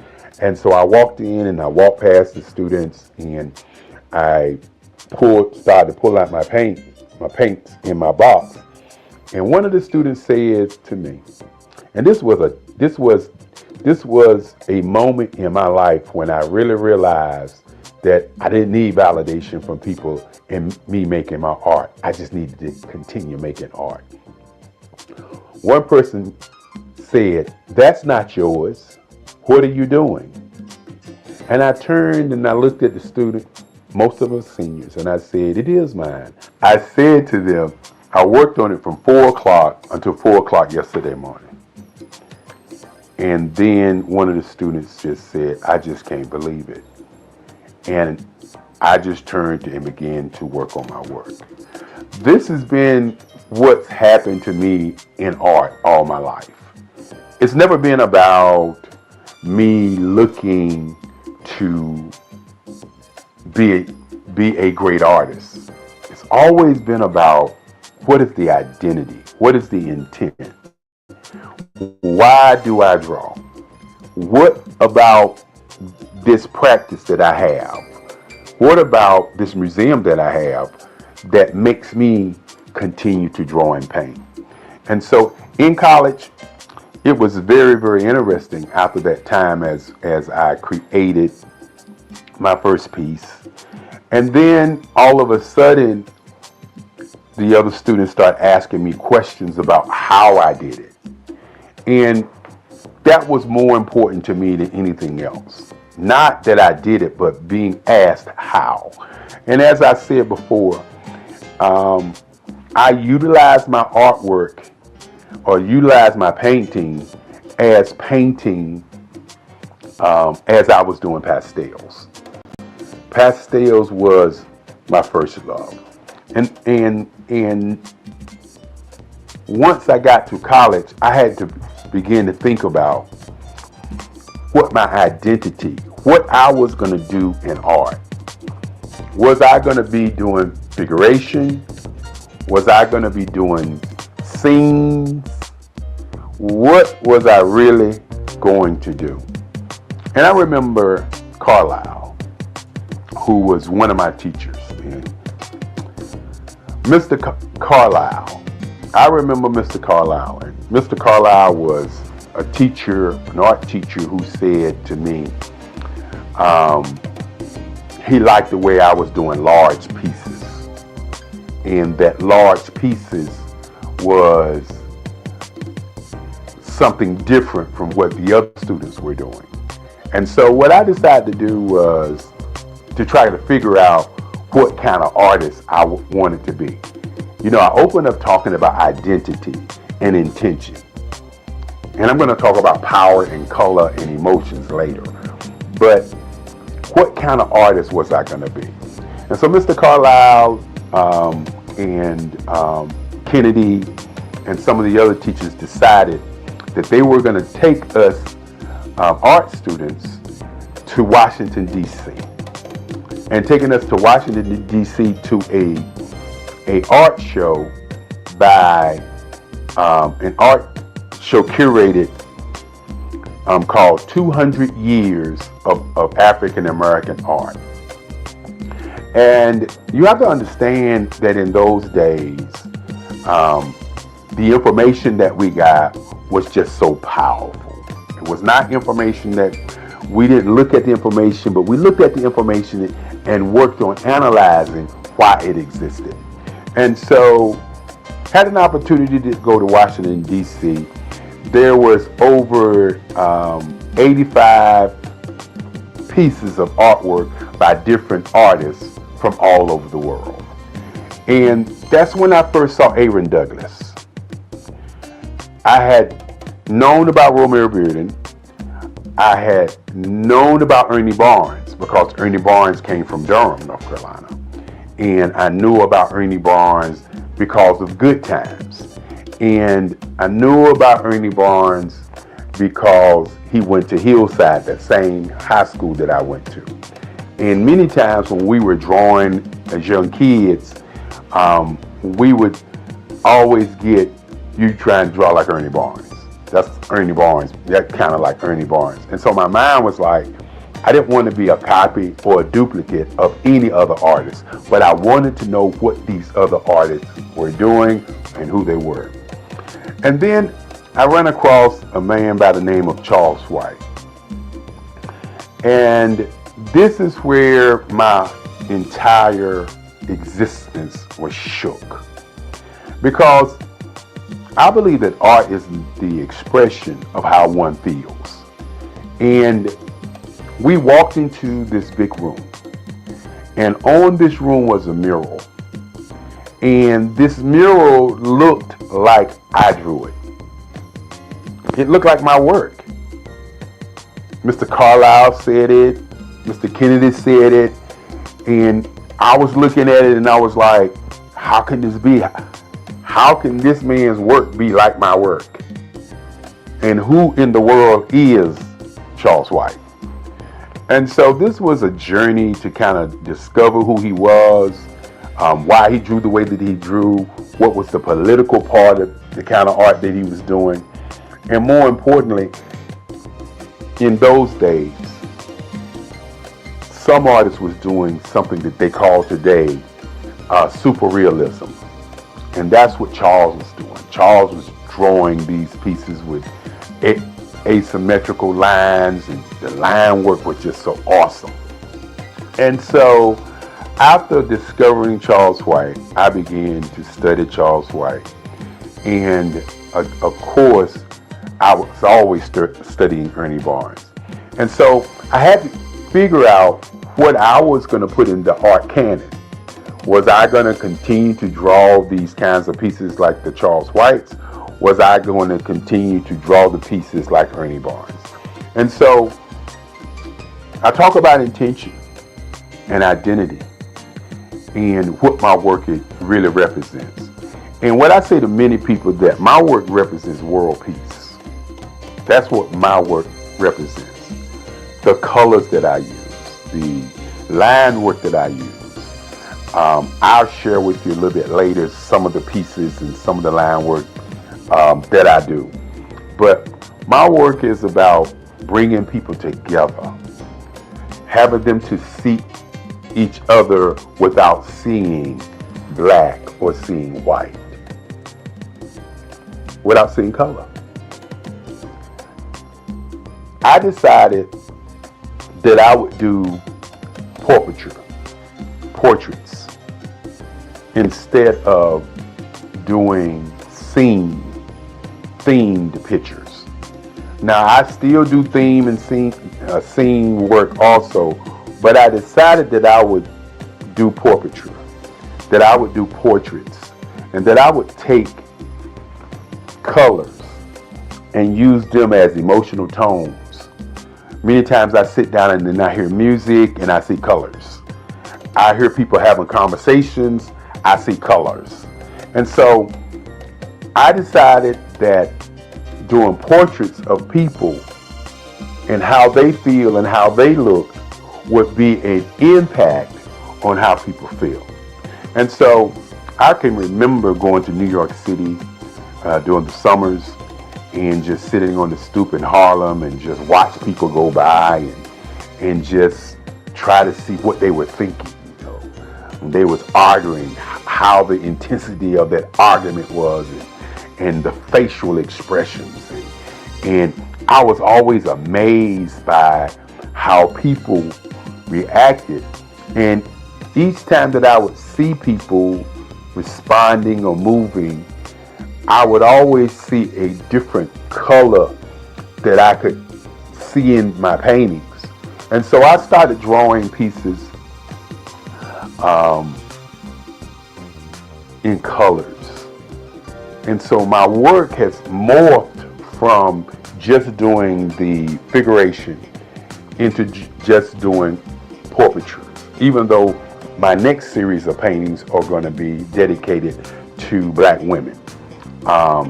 That's going to be an awesome set of work that I'm going to work on. I can't wait. And so when you look at my work and you look at my portraits, you'll notice that I'm working to capture an emotion. When I do a piece in green and white, I'm looking at capturing an emotion. When I do a piece in a red, white, and blue, or as the Nipsey Hussle piece that I did, or as I would say, the rap piece that I did, which is a piece that shows the California colors, the American colors, and the African colors. And so I'm utilizing all these colors to make you, the viewer, see an emotion and get a feeling from that particular piece. My intent is to push you away from looking at a scene, but looking at how somebody is being seen. And that's what my portraiture work is all about. For the last 20 years, I've worked on work that transcends time. Pieces on my grandmother, my mother, in what I call lines, colors, and emotions. And when you sit back and you think about that first day in college when I didn't know how to paint, and you think about now where I'm painting every day, you can understand what identity for me has always been about. We hear about Black female artists. We hear about white women artists. We hear about white men artists, the Michelangelos, the Monets, and all of these guys, the Picassos. But what we don't hear is about many Black men artists and what is their intent and identity in the Black art canon. I don't want to be revered as a Black artist. And one of the reasons that I moved into doing the kind of work that I'm doing is because I want to be revered as an American artist. I don't want to be revered as a Black man artist, even though I'm a Black man. I want to be revered as an artist that painted people, portraits in different colors to get emotions from the viewer. I want my pieces to be large enough that it impacts you as you're looking at it, as opposed to you're just looking at a piece. You know, the colors are symbols and emotions that I get when I'm listening to music, when I'm painting. And so I want my audience to begin to look at my pieces as if it's an emotion, not just a painting, an emotion. And when you talk about all art being political, my work is about, again, how do we develop world peace through art? And I believe the way that we get to world peace through art is by stop looking at art as being Black or being white and looking at art as an entity of making or as some people say, as creating a piece where you get emotions, where you get feelings, where you get an idea of what my intent is when I was actually creating or making the art. That is kind of where I am today in terms of my work. When you think about my great-grandfather, so many years ago when I was 7 years old, walking into my bedroom saying that he wanted me to be a lawyer, and he asked me what did I want to be, and I said I wanted to be an artist. And at that moment, he made a decision to create for me the Eric Kelly III Museum. After we went to look at museums to see what they were about, you have to understand that the future of what I would like to see happen is museums for artists who have been marginalized, for people who we don't talk about. Why is there not an Ernie Barnes Museum in Durham, North Carolina? Why is there not a Romer Bearden Museum in his hometown? Why is there not a museum for black artists so that our young people can see how they went through the process of how they do work? And so with my museum, it's been kind of a blueprint for these kinds of things. The Eric Kelly Museum houses the collective writings, the collective works of my work for over 65 years. And one of the things that I would like to see happen is many, many more museums for great artists. When you sit back and you talk about Basquiat, for example, great artist, a New York artist, where's his museum? Where's a place or a space for us to go and see his work? I talked about Ernie Barnes, or Charles White, for instance. Where can we go and learn about Charles White?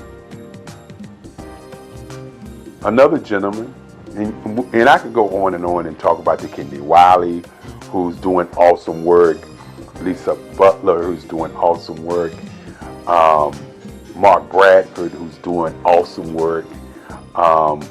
We can go around the country and around the world and see the Van Gogh Museum.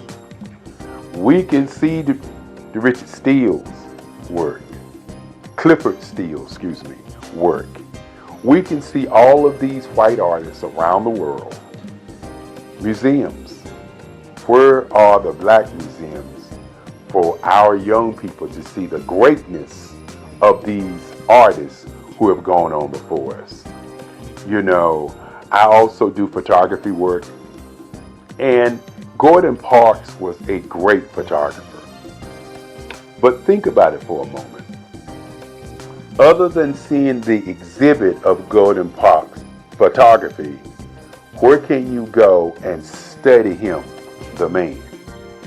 One of the reasons that I'm doing this video is because when you look at or talk about artists, many times we have people to narrate what was that artist thinking about, okay? And what was he feeling about what he was doing?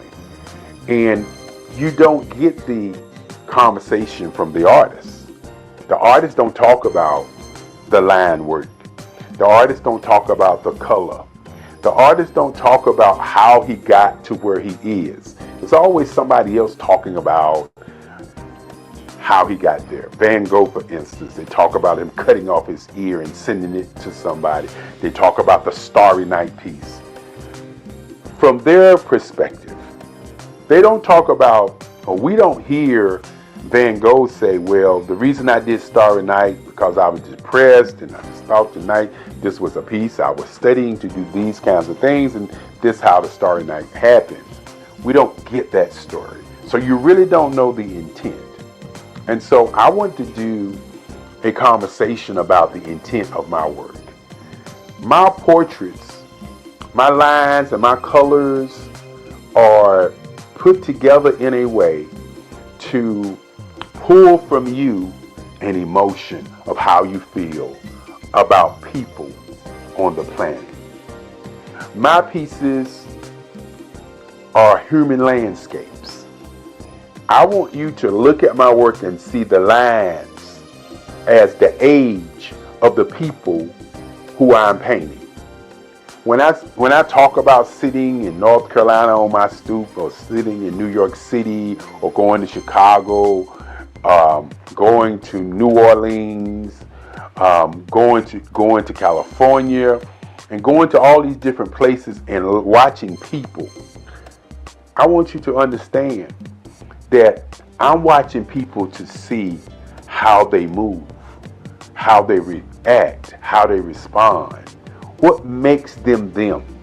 And so when you see my work, you may see a piece and say, that looks like this person, or that looks like that person, or that looks like this woman or this man. Well, what I do is I watch people, and then I create the feeling that I got from those people. So while my pieces may look like certain folk, in my mind, they are sending out a message of emotion, feelings, and ideas and presence. And that's my intent. My intent is not to just paint pictures and you like them. My intent is to pull something from you deep down. My pieces are spiritual. The lines sometimes remind you of African mask. The lines remind you of lights and darks. The lines remind you of energy, of hope and presence. That's why I do the work that I do. Now, I could easily do figurative work. I could easily do scenes. But I had to ask myself one question. How do I do something that's going to be different, that's going to stand the test of time and say Eric Kelly III was here? And this was his work. This was his style. This is what he was thinking as he did artwork. And so as you look at my work, my earlier pieces, as I said before, were historical pieces, historical places in time. And then you look at my work now, you'll notice that I've morphed into doing work that brings about that whole emotional feeling from you to the work. And that's where we are today.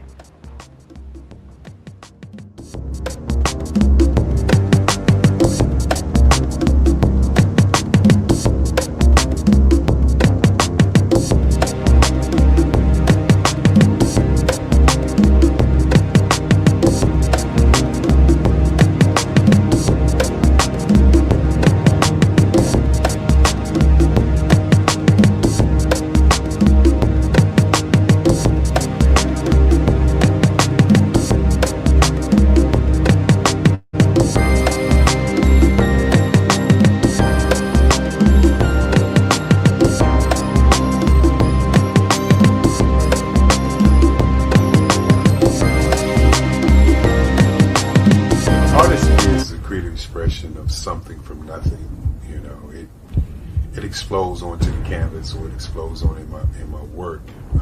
One of the things that I try to do more than anything is I try to just give the lines and the movements and emotions and expressions into what I do. Art really means to me a chance to express how I feel deep down, deep down inside.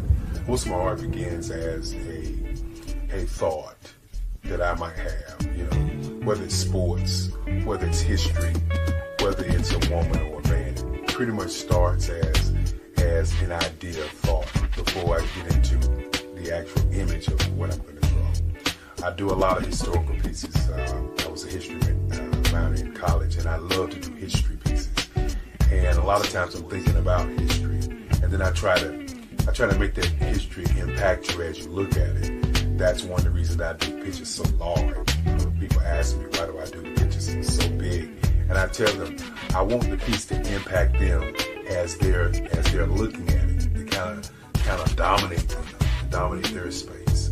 And most of my pieces I try to do off page. I don't try to do anything that's going to be in those four corners or in a square. And I want your imagination to be a part of the piece that you're looking at.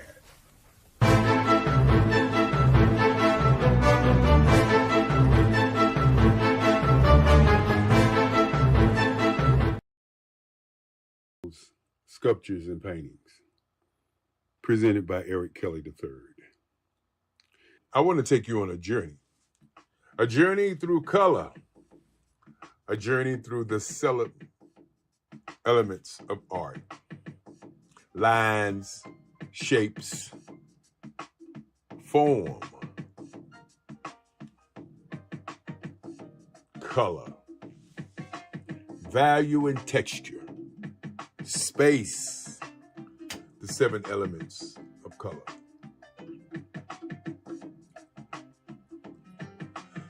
This is a show about space and time. A show about giving you an option, moving you into a new world of transformation, bringing you into different shapes, different forms, yes, and texture. As we travel down this road of color, I want you to think about, what does color do to you? How does color meld you into a space of peace? Yes, indeed, this is a journey of art, soul, and color. The designs that you're going to see in this art show is designs of the art of elements. Lights, shadows, squares, triangles, shapes, 3-dimensional shapes, along with floor paintings. Yes, this is a fashion of color. How color intermingles with clothes. How color can bring out the happiness, the joy, and of course, how color can change your mind. These are different collections of the Eric Kelly III Museum. Pyramid sounds, pyramids, or as we call it, square angles. The cone, the pyramid, the prism, the octagon, the triangle, the buckyball. This is a show of square angles, of fashion, of what color does when it touches objects, the depth, the weight, the form. How color changes how you look at shoes. How color changes how you see what you see. The value, the depth, the space that color creates when it touches an object. Interior design color, the floors.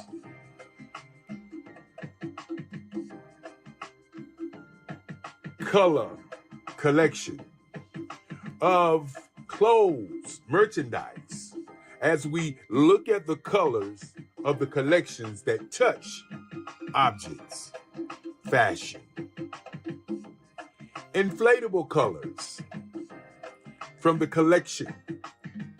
Inflatable colors for you to witness.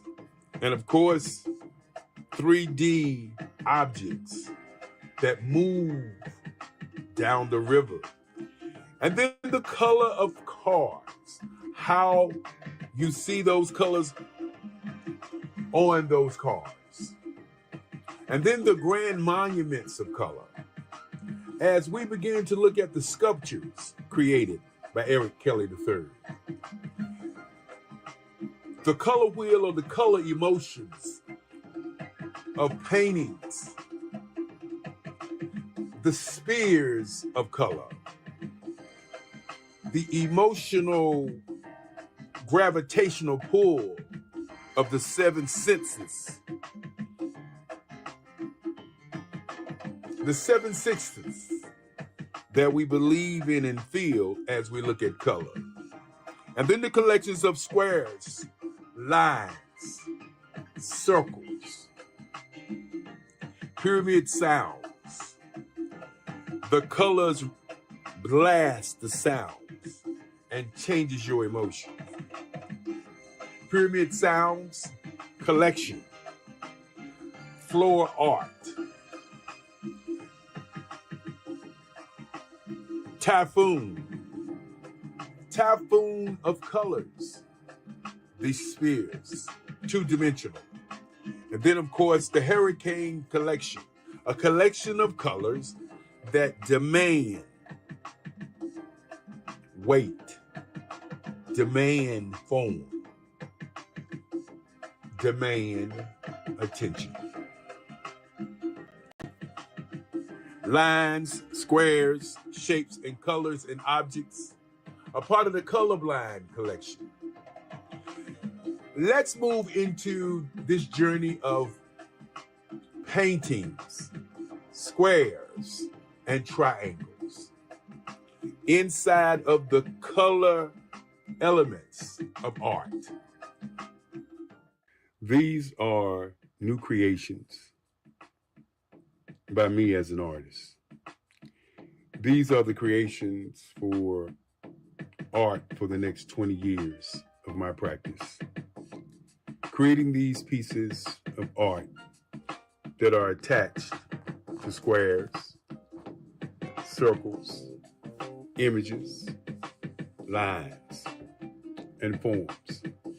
The triangle, very, very instrumental in this piece. Let me introduce myself. I'm Eric Kelly III, and these are paintings and designs for the next 20 years that I've created. It is an attempt to change the world, to create new pieces for people to experience. These lines, shapes, forms, color, with value, and space are creations that I have created. The use of color to change how you feel about who you are, what you are, and why you're here. These paintings are the paintings to be sold. They are the Kellys. These are Eric Kelly III's designs. And as you look at these designs, I want you to understand these are concepts of the art that is created in my mind to be displayed all over the world.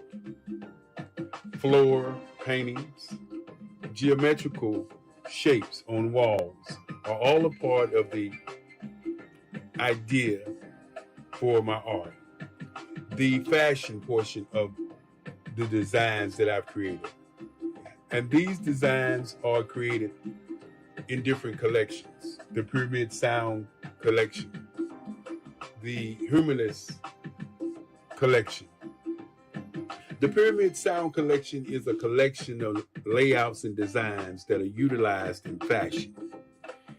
The Humulus or the square angles are a creation of floor paintings and, of course, the interior design or the merchandise, the fashion, the interior design.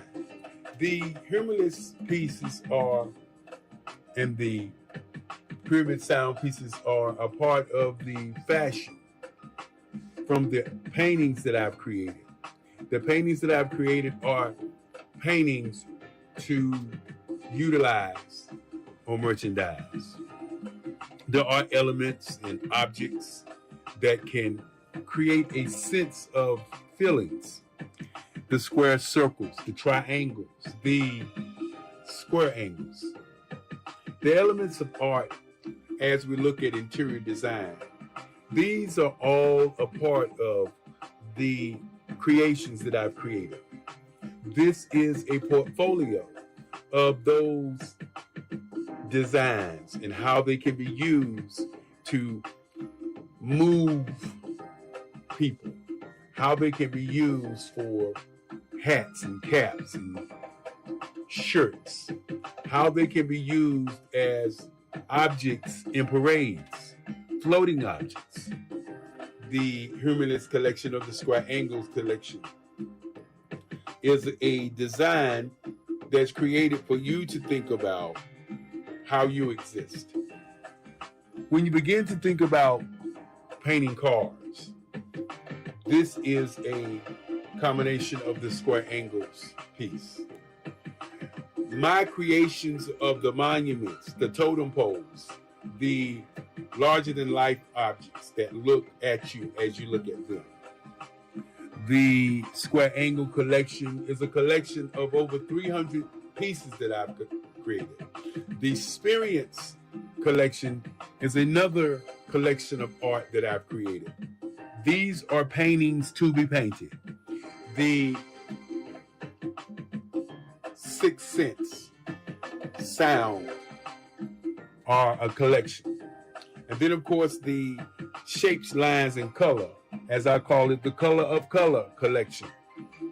All of these are paintings. And of course, as I said before, the Pyramid Sound collection, a collection of lines and colors and angles and movements. The colors are designed to create this image. The Typhoon. The Typhoon collection is a collection of pieces that symbolizes the very intenseness of a typhoon. Then the Hurricane, which is more of a broader, a wider space in time. The Hurricane collection floor paintings. These floor paintings are paintings that you are able to look down on as they look up. The Colorblind collection, a collection of different colors that give you different sights. My vision of this art is to show shapes, to show colors, to show the elements of art, to show forms, depth, weight, patterns, to show how these colors affixed to these objects change how you see these objects, how you can see negative space, you can see positive space, you can see the elements of the objects. The geometrical shapes, the colorblind segment, as you can see the different grays, the different reds, the different blacks. And then the explosion of the vivid colors. The explosion of vivid colors to show you a different element. The paintings in the background are the actual paintings that are created.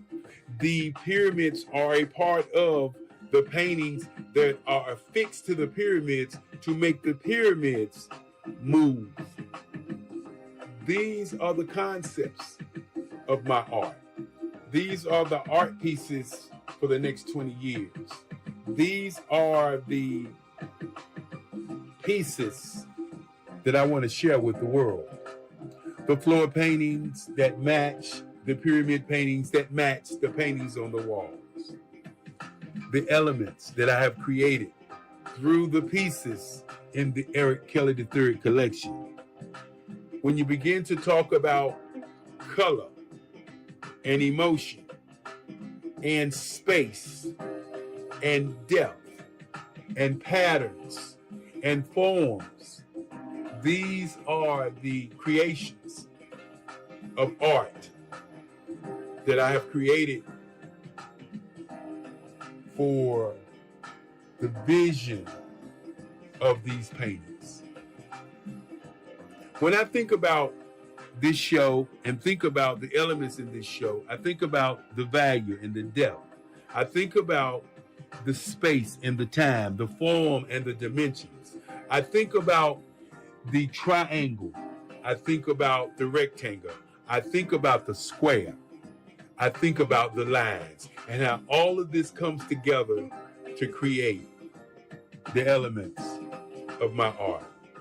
The sculpture pieces, the pieces that float in the air, the pieces that make you see these pieces that I have created digitally to be able to see how they would look, not as a concept, but as an actual piece of an art. That's what this is all about. Form, value, elements, lines, shapes, patterns, and weight. Color, light, and frequency.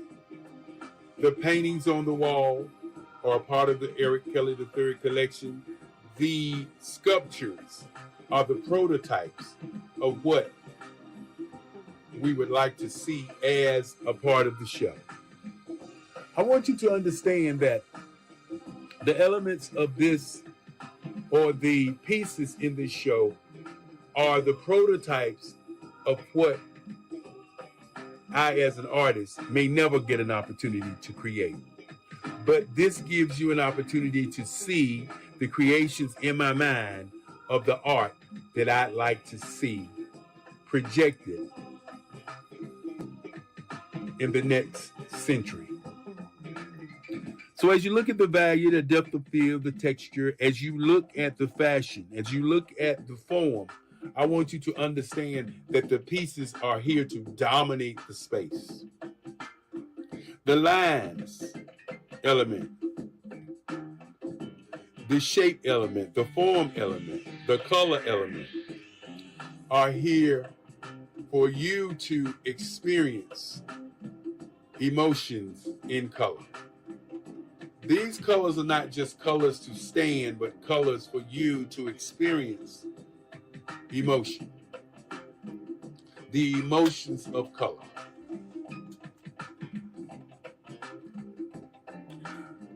When you think about this collection, I want you to think about how this collection and why this collection exists in my mind. It exists in my mind as a testament of what I believe color can do for all of us. Color can give us all freedom of space and time. Color can give us freedom of life.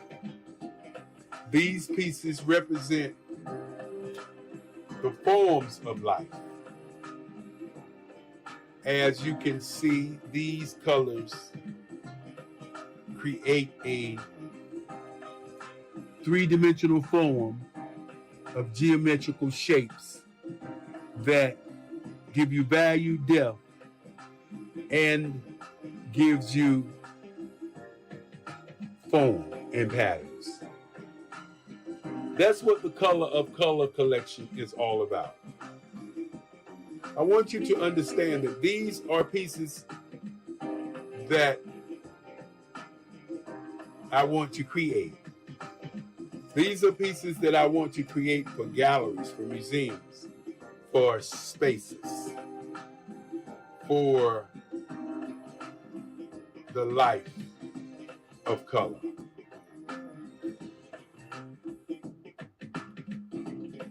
The geometric shape, the paintings that match the colors and space.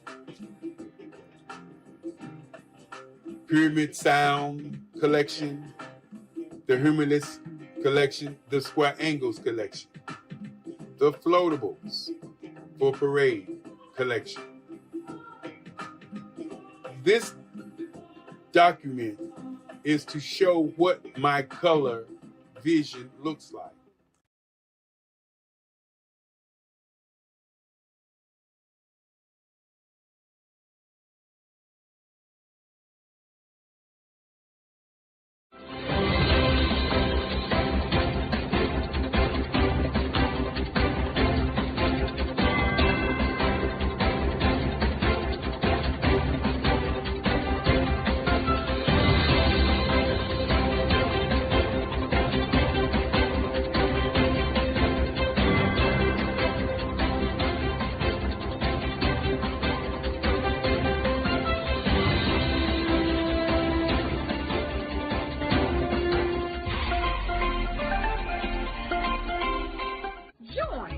Dr. Eric Kelly III and a host of phenomenal speakers from all around the globe for this 7-day virtual event that you don't want to miss. The mission of the Black Business Expo is to raise scholarship money from kids all the way from high school all the way from college. The Black Business Olympics is one of the largest Black business showcases in the world. It is an opportunity for businesses and companies to showcase their businesses globally. We are going to be giving away laptops up to $5,000 away to students. Again, I'm Olivia Appleberry, the founder of 2 Cents Finance and one of the speakers for the expo. I am so excited to see you there. For more info, go to www.blackbusinessexpousa.com or call 919-308-9090 and hope to see you there.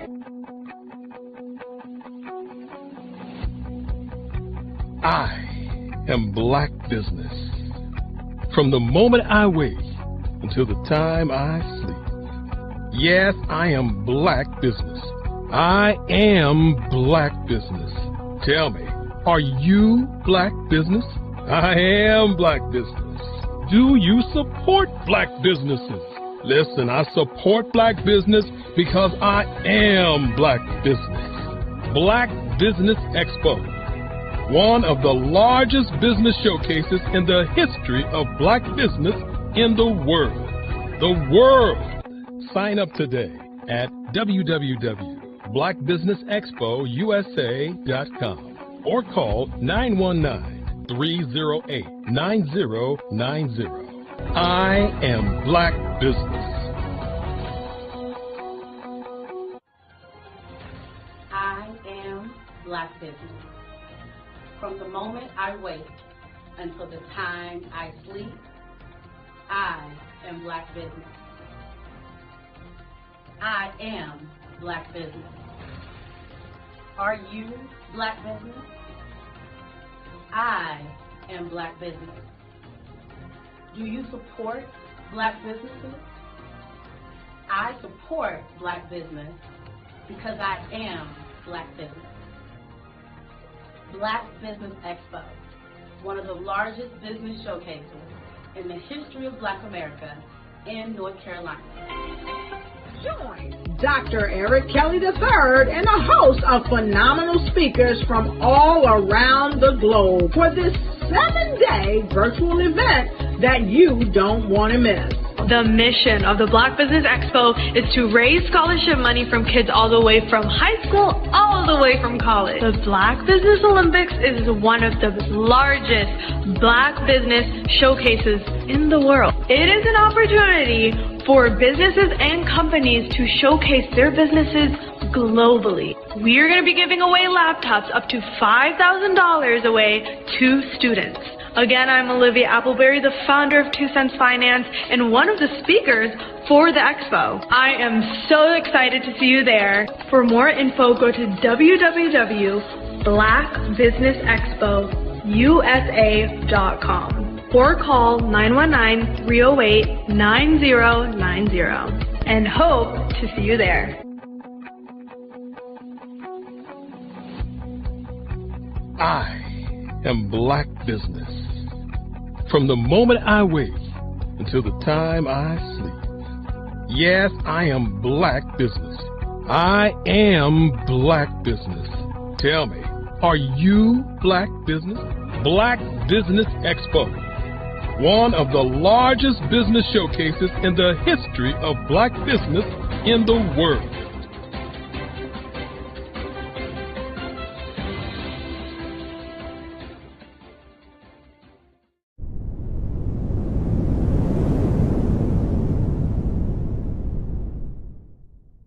The Black Business Expo's mission is to raise funds for high school seniors going to college or K-12 entrepreneurs.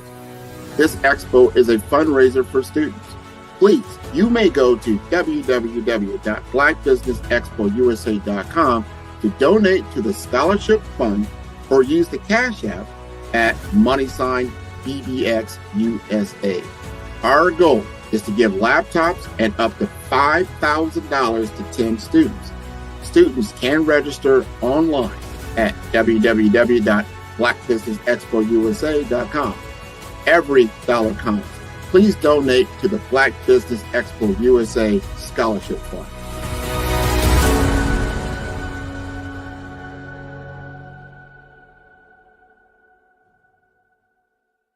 Hello, I am Dr. Eric Kelly III, the visionary strategist and founder of the Black Business Olympics.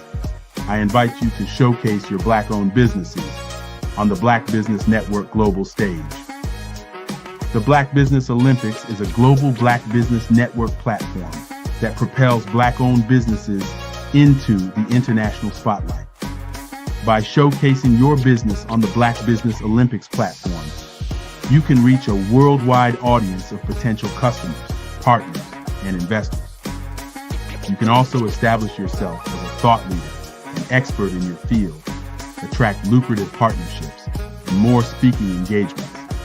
In addition, the Black Business Olympics platform provides a valuable opportunity to connect and collaborate with like-minded entrepreneurs and business professionals from around the world. This can lead to new business opportunities, ideas, and relationships. Finally, by sharing your story and expertise on the Black Business Olympics platform, you can inspire and empower others. This is a powerful way to make a positive impact on the world and leave a lasting legacy. If you are a Black-owned business owner, I encourage you to seize the opportunity to showcase your business on the Black Business Olympics platform. It is a once-in-a-lifetime opportunity to make an indelible mark on the world. Be one of the 1,000 visionary entrepreneurs who are changing students' lives, shaping industries, and leaving an unforgettable legacy for their families. Unleash your voice on our global stage and watch your business thrive. Black Business Olympics is one of the largest Black business showcases in the history of Black business in the world. Yes, the entire world. Just give me a call today at 919-308-9090.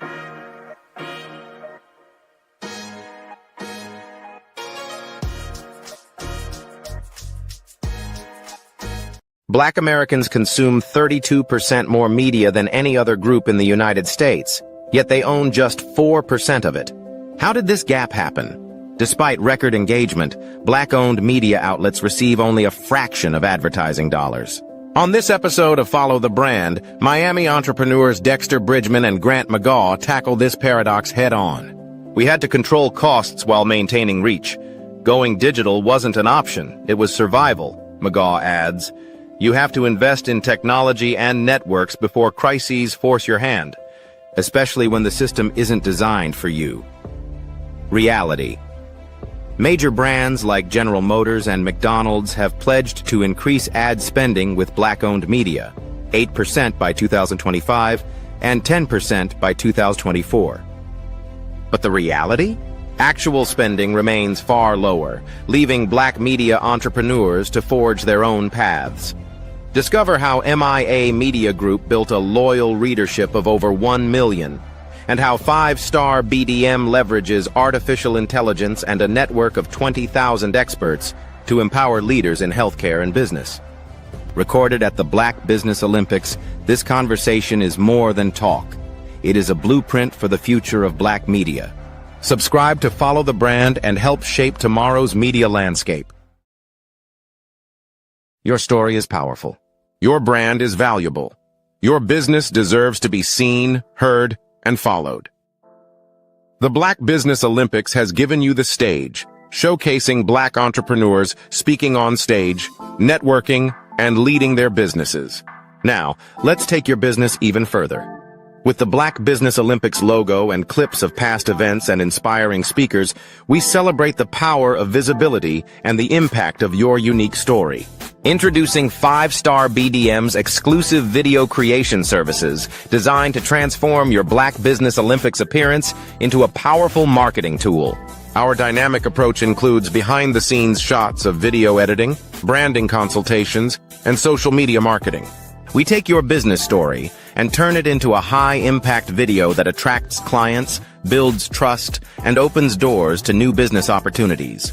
With polished content, testimonials, and high-energy graphics, your brand will shine brighter than ever. Our process is simple and effective. Step 1. We extract the best moments from your Black Business Olympics speech. Step 2. We craft a compelling branded video with your business details, call to action, and testimonials. Step 3. You receive ready-to-share professional content for social media, websites, and email marketing. With our AI-enhanced video marketing strategies, your message reaches the right audience at the right time, so your business grows while you lead. Hear from successful entrepreneurs who have worked with 5-star BDM. After working with 5-star BDM, my brand awareness skyrocketed. My Black Business Olympics talk became my #1 lead generator.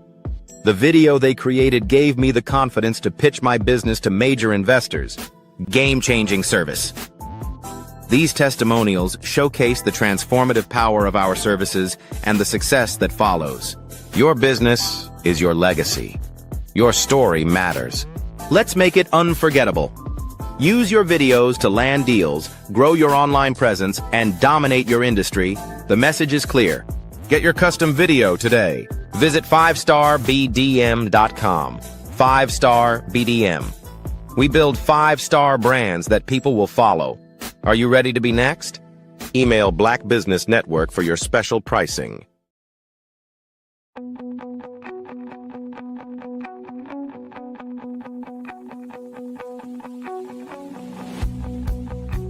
I am Black Business. From the moment I wake until the time I sleep.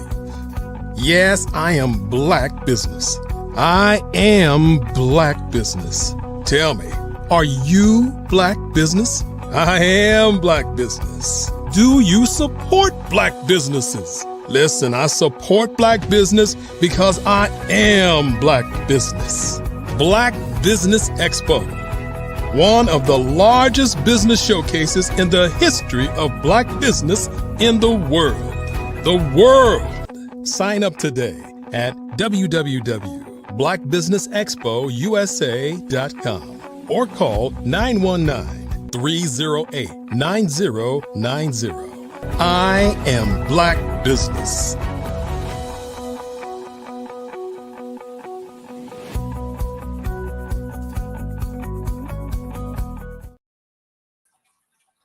Good day, good day, good day, good day, good day, good day, good day. Business owners, entrepreneurs, thought leaders, and corporations, welcome to the Black Business Network. My name is Grant McGaw. I'm the CEO of 5-Star BDM and host of the award-winning Follow Brand podcast and TV series, and I am your business moderator for this day on the Black Business Network. The Black Business Network is a 24-hour business network showcasing Black businesses, business owners, entrepreneurs, and thought leaders worldwide. And we have speakers from North Carolina, London, Singapore, Africa, Japan, and cities all over the United States. The Black Business Network is a global community sharing its business knowledge to empower, inspire, and educate businesses about business. And today, I will bring to the stage Dr. Eric Kelly III, a renowned artist, entrepreneur, and founder of the globally influential Black Business Expo USA and Black Business Olympics, one of the largest business showcases for Black entrepreneurs worldwide. Born in Washington, D.C., and raised in Durham, North Carolina, Dr. Kelly is also celebrated as a pioneer of neo-abstract expressionist art, exploring the intersections of music, emotion, and culture through bold color and form. And through bxtv.org, the world's first 24/7 global Black business entrepreneurship streaming network, he amplifies Black-owned enterprises and educational opportunities for students, raising scholarships and distributing laptops to support future leaders. And for over 4 decades, Dr. Kelly has merged creativity, community, and commerce, using media and visual art to elevate Black business excellence and unlock economic empowerment on a global scale. I would like to bring to you Dr. Eric Kelly III. Gotcha.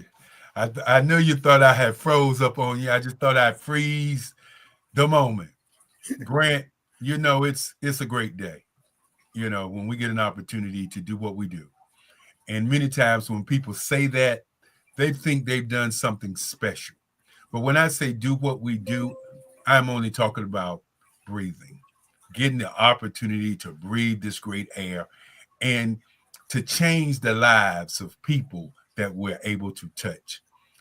That's more important. As we look at the future, we must look at today, because today is the happiest day. This is the day that we know. And of course, thank you for that introduction. And, might have a couple of questions for me after I finish, but today I have a special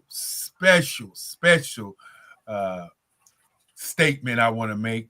And it's a statement that changes everything for everybody.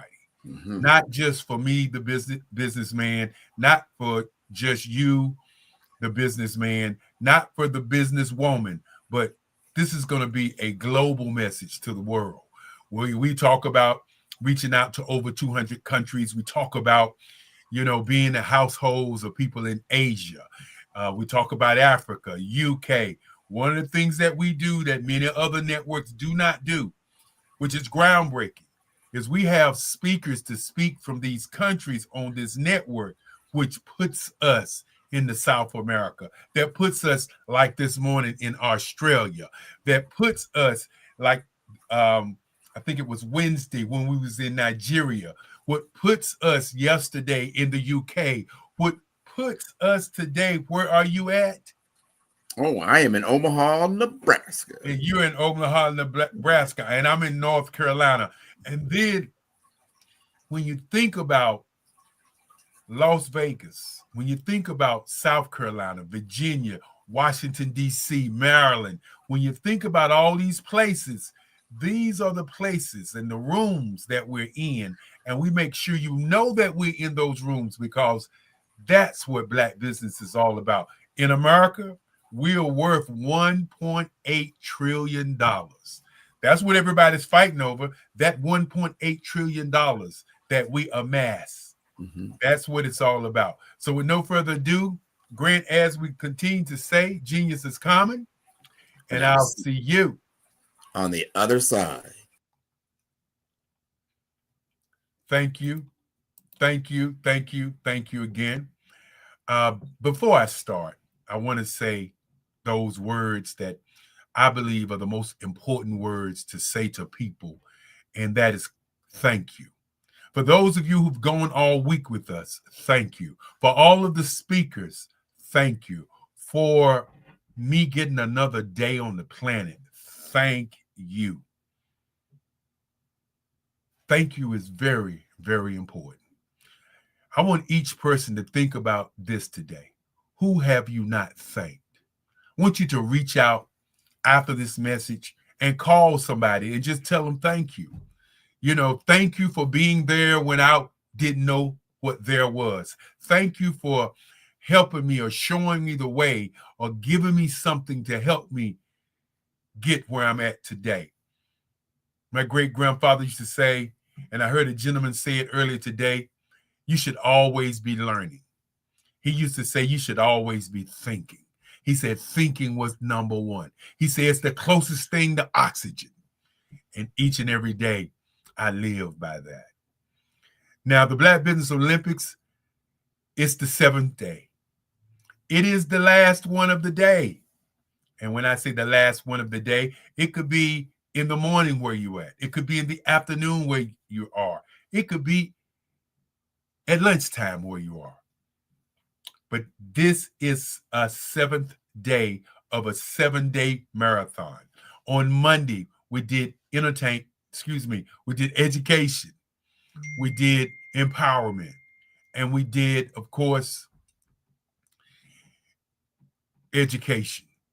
Then on Tuesday, we did advertising, public relations, marketing, sales, and merchandising. On Wednesday, 64 ways to do your business on social media. On Thursday, diversity, equity, inclusion, and access to capital. Then Friday, Generation X versus Generation Z. Generation Alpha, how to bridge the digital and generational divide. And then, of course, on Saturday, yesterday, Black Business and the Culture, Black Business and Health. Today was Black Business and Innovation, Black Business and Technology.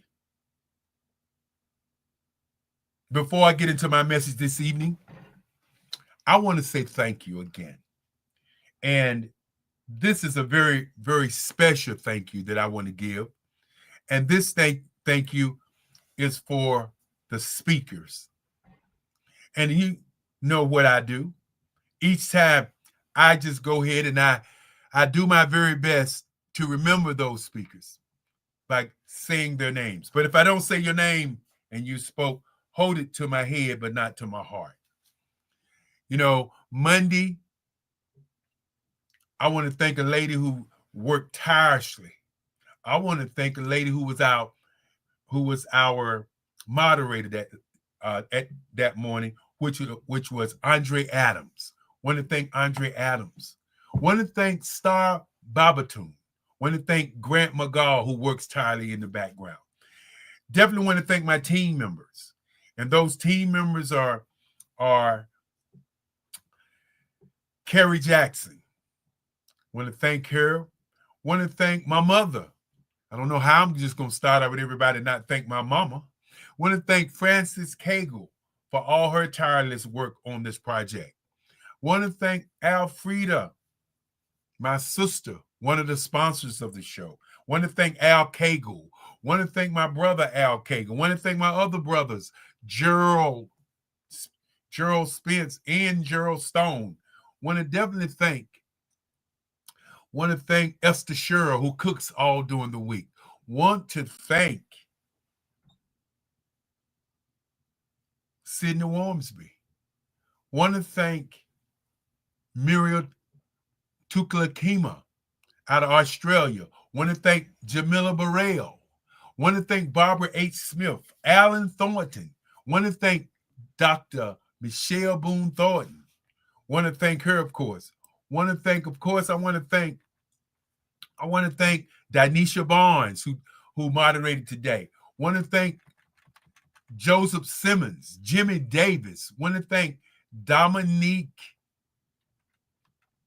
Want to thank Dominique, of course. Want to thank Jay Reynolds. Want to thank Tamika James. Want to thank Dominique Milton. Want to thank Shara Lewis Campbell. Definitely want to thank the young lady out of London. Want to thank the artist Anubis who spoke today. Want to thank Dr. Tandra Price. Want to thank Sydney Wormsby. Want to thank Joe McMillan. Want to thank Bukeka Blakemore, Mary D. Welch, Samaria Jackson Preston, a young lady that showed up and showed out all week long, moderating, I believe, 3 times. Want to thank Andre Ward. Want to thank Dr. Jackie Dozer. Want to send out just a little note to her and hope that her friend her friend that is sick, that person gets well. Want to thank Eunice Calmer. Want to thank Anita Lumpkin. Want to thank again Jerry Smith.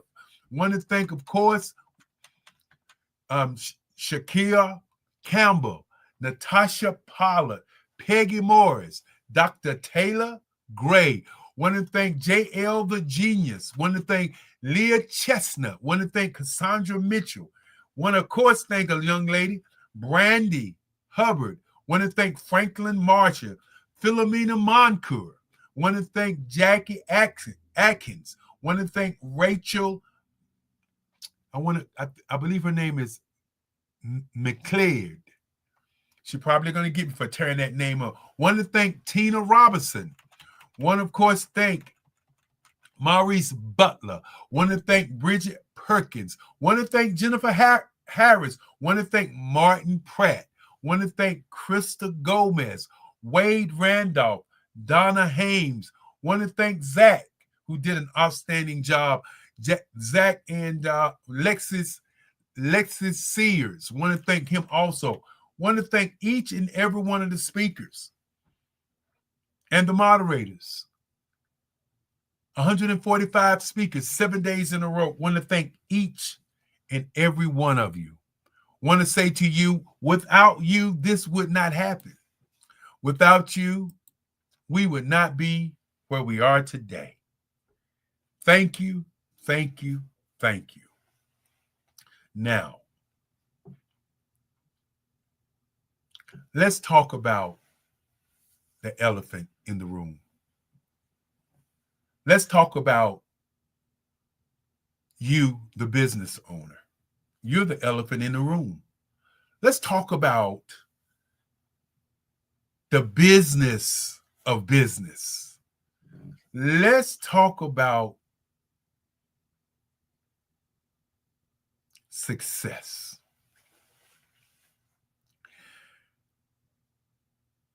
This evening, I want to talk about how to build a team of 1 million people. I want to say that one more time. How to build a team of 1 million people. Now, when you start out with that as your opening sentence, the first thing out of somebody's mind and somebody's brain is, have you ever built a team of 1 million people? And many people would say, if you haven't built a team of 1 million people, how are you going to tell me to build a team of 1 million people?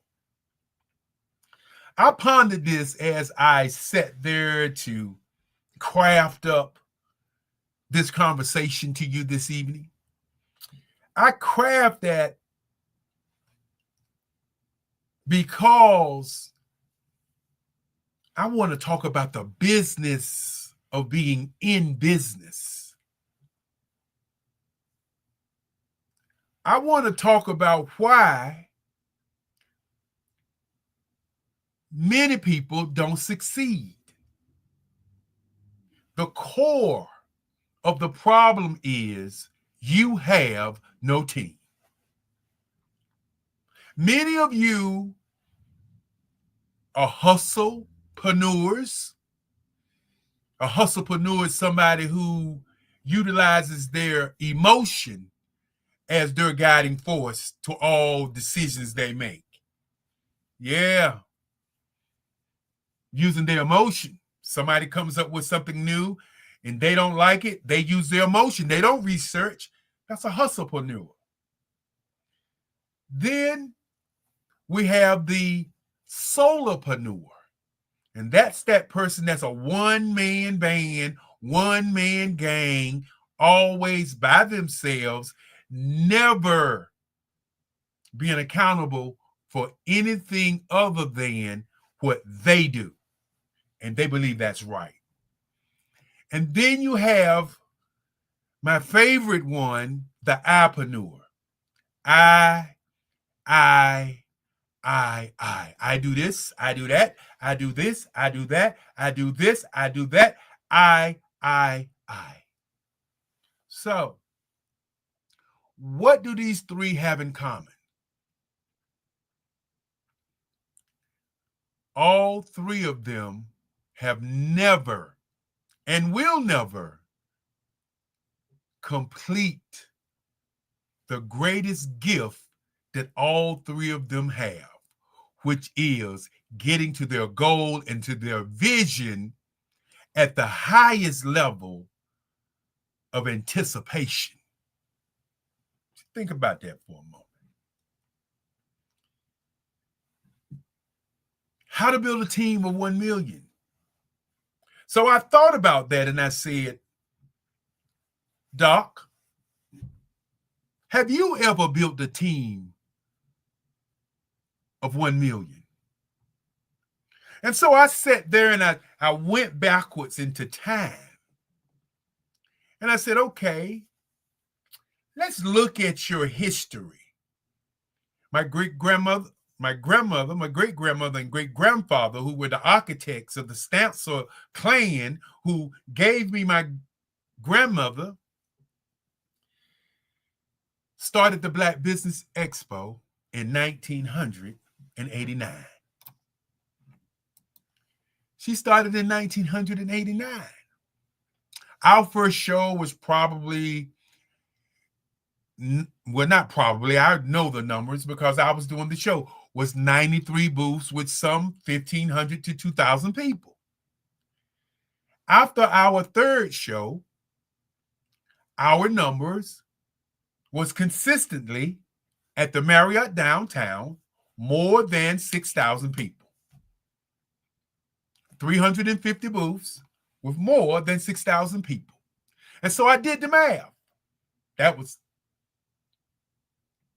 from 1989 to 2020. Thereabouts. Over 30 years.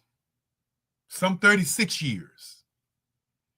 And so I looked at that number, 36 years, and said, well, you know, we average about 5,000 to 6,000 people. That's not accounting for all the people that was hearing it on the radio. That's not talking about the numbers of the people that was seeing it on TV. That's not even talking about the numbers of people talking to the people after they left the place. But that number would give me 216,000 people, 250,000 people that I touched. That's not 1 million people though, Doc. So how are you going to tell me about building a team of 1 million people when you only did 216,000 people? That's just a quarter. Well, my friends, when you are in advertising, when you're in marketing, you're in branding, and you begin your career as I did at Kelly Worldwide, an advertising and marketing agency, you know what the multiplier is. And many of you probably say the multiplier. Yes, the multiplier. What is the multiplier? Well, if you go on the internet and you type in what is the average number of people that most people know, it will say 600 to 1,200 people that most people know. When you plan for a wedding, on average, you plan for 250 people. When you plan for a funeral, you plan for right at 250 people. So instead of pushing the number to 600 to 1,500 or 1,200, I'm going to put it at the number that advertising executives put the number at. And we put the number at 250. That's the average number. So you take 250 and you multiply that by, yes, 250,000. And what is the number? The number is 54 million people. That's the number. That's my number. So when I start out how to build a team of 1 million people, I've built over 54 million people since I've been on the planet. But now I'm going to share with you that tonight, this is not a speech. It's not a speech tonight. This is a mission briefing that I'm going to give. This is a declaration of war against small thinking. This is how you build not just a brand, but a movement. Not just a movement, but a team. A team of 1 million people who believe, who will build with you, who will battle for something bigger than themselves. What I'm going to teach you is not just theory. This is not performance psychology. This is not inspiration. This is military level strategy. Now, I've studied the best. I've led some of the best. I can talk about Black Expo USA, 14 cities across the country, 100,000 people 4 days in a row. I led with some of the best. I will tell you right now, the only thing that scales faster than an idea is a team behind the idea.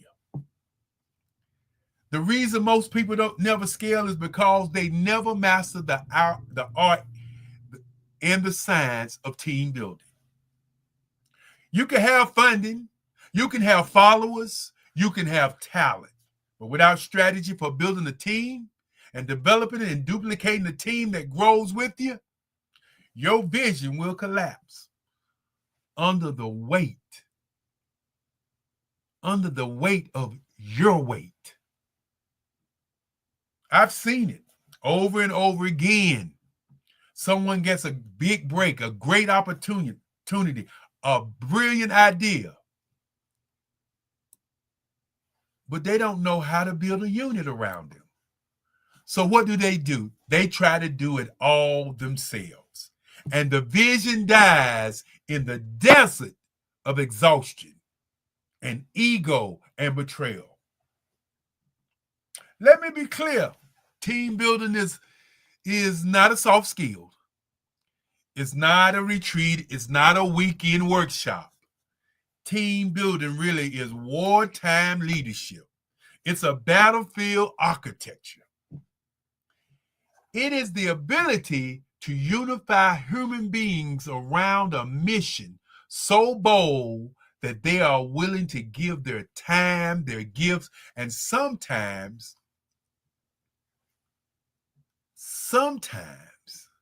their names. Why is this so important? Why is team so important? Because nothing great has ever been done alone. No nation, no movement, no revolution, no billion-dollar company. Every legacy stands the test of time.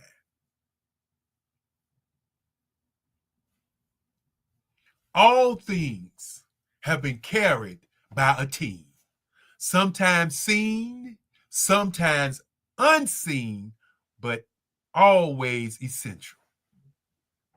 Now you ask, if team building is so essential, why don't more people do it? Why do so many people settle for solopreneurship, entrepreneurship, hustlepreneurship? Why do so many people settle for solo success? I'm going to give you the answer. You probably know the answer. The answer is fear. My grandmama used to say that fear is an imagined emotion that we make up so we don't have to do anything.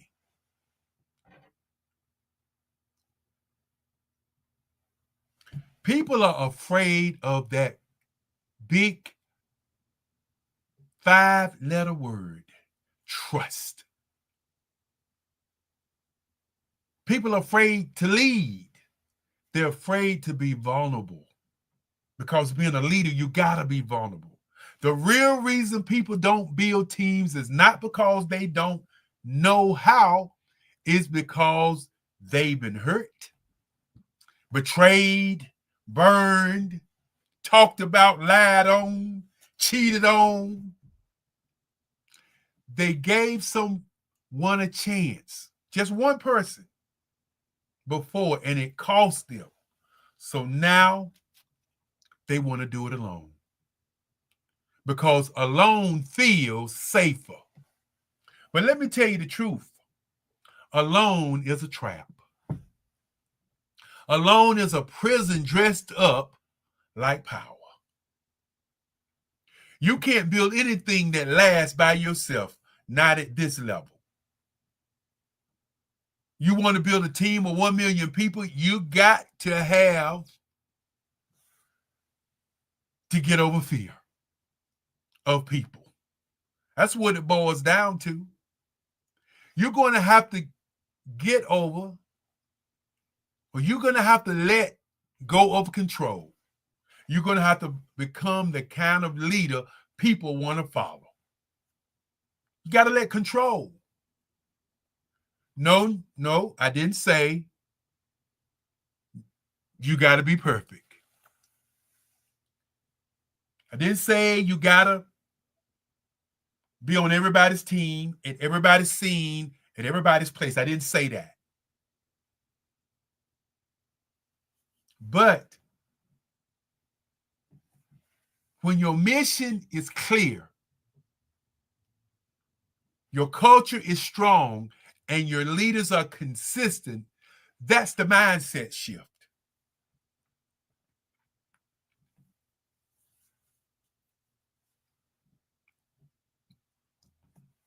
You don't need followers.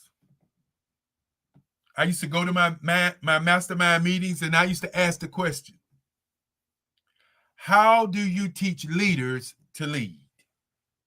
And the people in that room would just come up with all kinds of things, and I would end the meeting, and I would say, or the conversation, and I would say, you can't teach a leader to lead.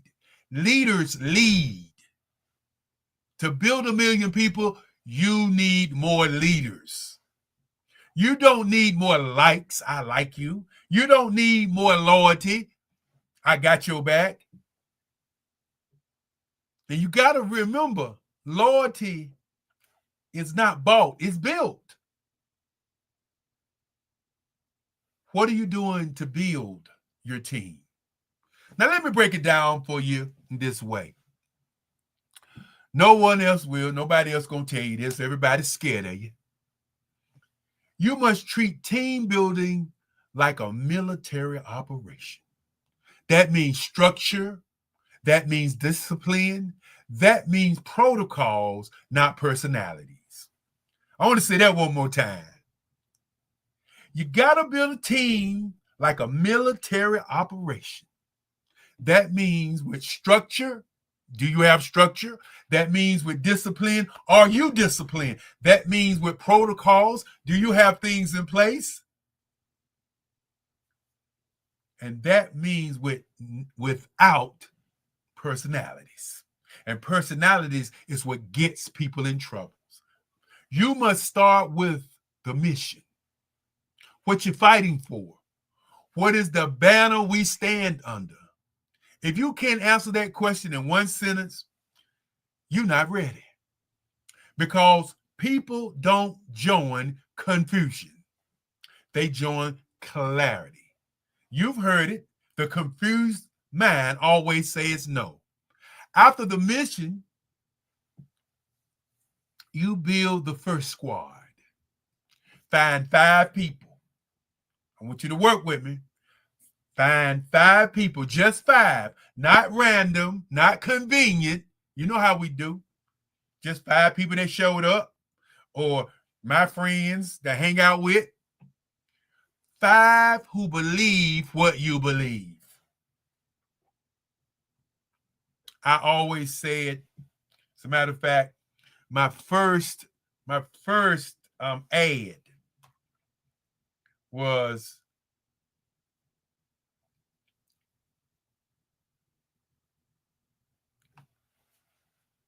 what you're looking for is looking for you. That was my first ad in 1982. If you give people what they want, they'll give you what you want. Was my second ad. My third ad was what's in it for you.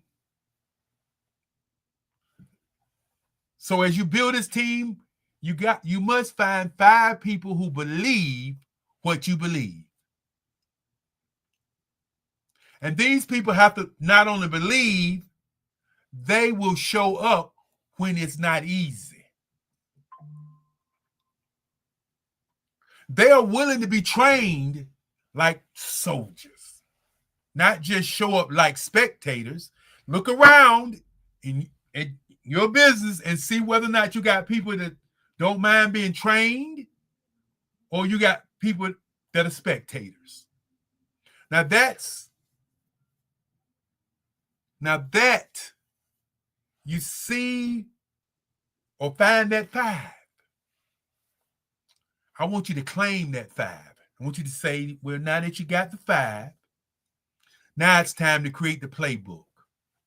This is where most people fail.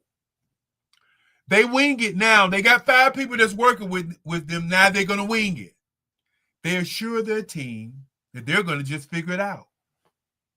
That's the bold mistake. That's the ego mistake. You need to define the roles of the 5. Clarity, the communication lines, create conflict resolution protocols. Now, many people will say, well, we haven't even got started, Doc, and you're talking about creating the conflict resolution protocols. Well, that's where the rubber hits the road. Because when you bring in leaders lead. They're not going to ask questions. They lead. That's why you have to have a clear mission and a clear goal. You're going to have some conflict. So you prepare for conflict. And conflict resolution protocols, you put them in place to determine how feedback is given, how wins are celebrated, how losses are learned from. You must build a culture of purpose. Not by default, that means rituals, languages, standards. Everyone in the unit should speak the same code, follow the same beat, the rhythm, know what excellence looks like in every interaction. In other words, you don't have to micromanage management. The next move, which many leaders don't do when you're working to build $1 million, the next move is training.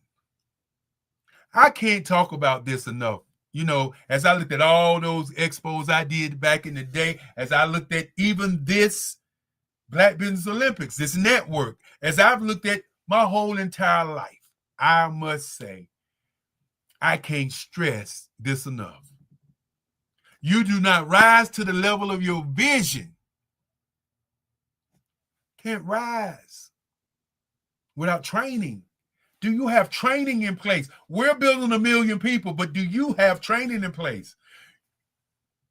You fall to the level. Everybody does this. You fall to the level of your systems. I'm going to say it again. The next move is training. What operating system do you have in place? You fall to the level of your systems. Training is your insurance policy. Don't assume that they know what to do. Don't assume they know how to do it. Don't assume that they know the answer. Teach them, test them, train them until they can't get it wrong. Drill the values, drill the expectation, drill the outcomes, make excellent predictable, Make accountability a habit. Then and only then can you scale. Scaling a team of 1 million people is not a mystery. It's a math problem. You start with 5, you train them to lead 5 more. They give you 20, that gives you 25. You train those 25 to lead 10 each. Now you got 250. You teach those 250 to run their own squads in 5 layers of structured leadership. You've crossed into thousands. Let me back up again. I know that went kind of fast, but we started with 5. You train the 5 to lead 5. That's 25. You train the 25 to lead 10. Now that's 250. You train those 250 to run their teams or their squads in 5 layers of structured leadership. You've crossed into the thousands. And that structure is not a pyramid scheme. It's leadership. It's a leadership engine. It's how armies are built. It's how movements grow. It's how one voice becomes 1 million voices. Now, you know I wouldn't talk to the people without talking about the secret. Yes, the secret. Yeah, I got to talk about the secret. I gave you the numbers. I'll back up before I get deeper into the secret, and I'll throw a couple of things at you I want you to think about before I go into the secret. I want you to think about the telephone, the iPhone. I want you to think about that for a moment. How many iPhones on the planet? How many people got cell phones? That's called duplication. It has apps on it. People use the apps for what? They use the apps for education. They use the app for entertainment. They use the apps that are on that phone, which is a duplicated situation. Millions and millions and millions of phones are trained to do what?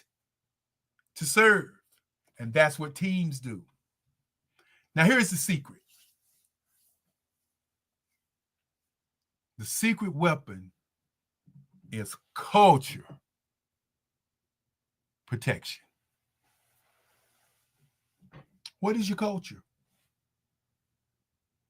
What is your culture?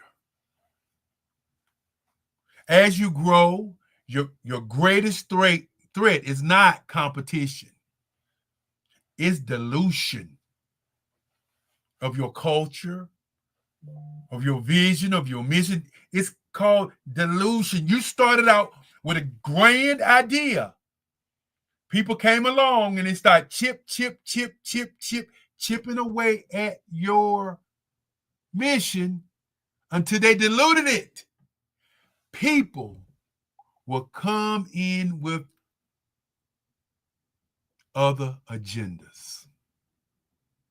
I've seen it.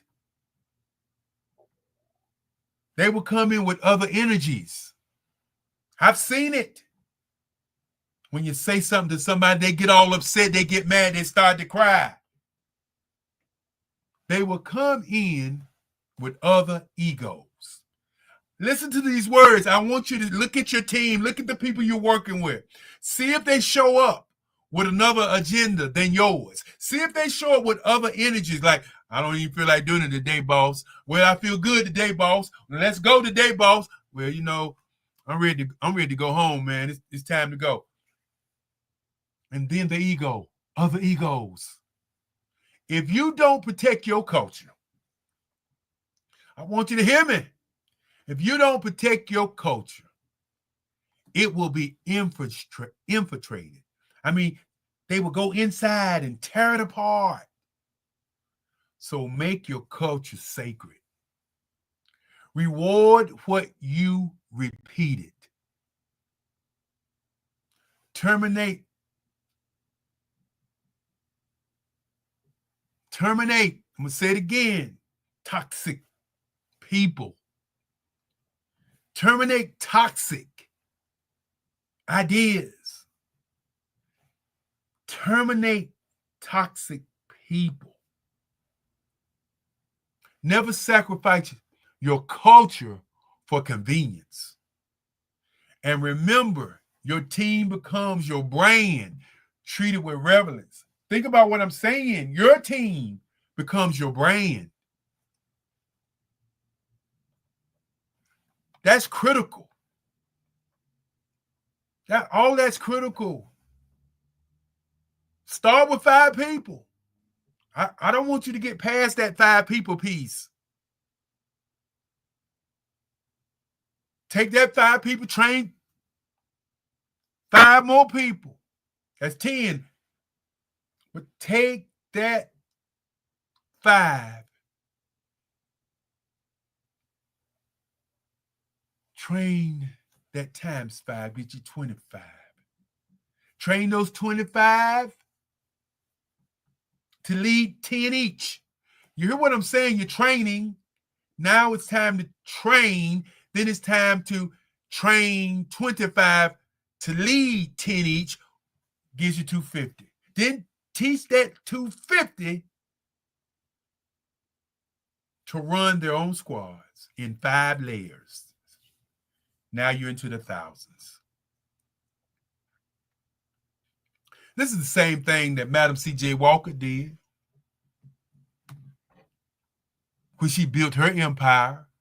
This is the same thing that George Washington Carver did when he started out with the peanut. This is the same thing that Bill Gates is doing with the software. The same thing that Amazon is doing. The question is this the same thing you doing? Well, let me summarize. If you didn't get the message, let me summarize.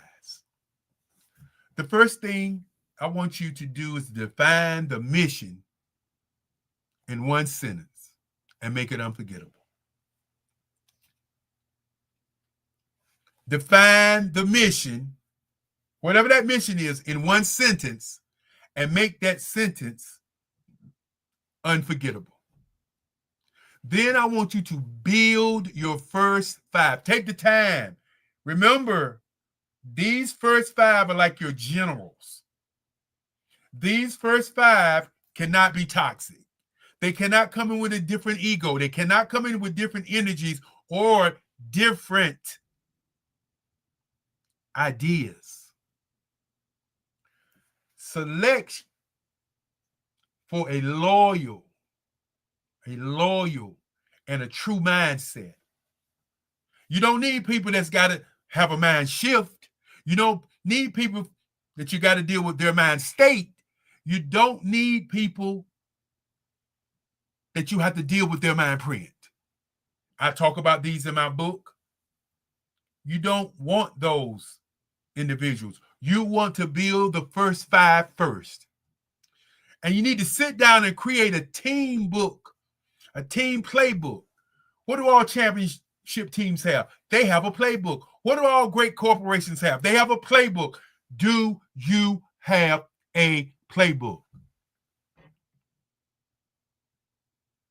And of course, a playbook, in short, shows your wins. They help you create momentum.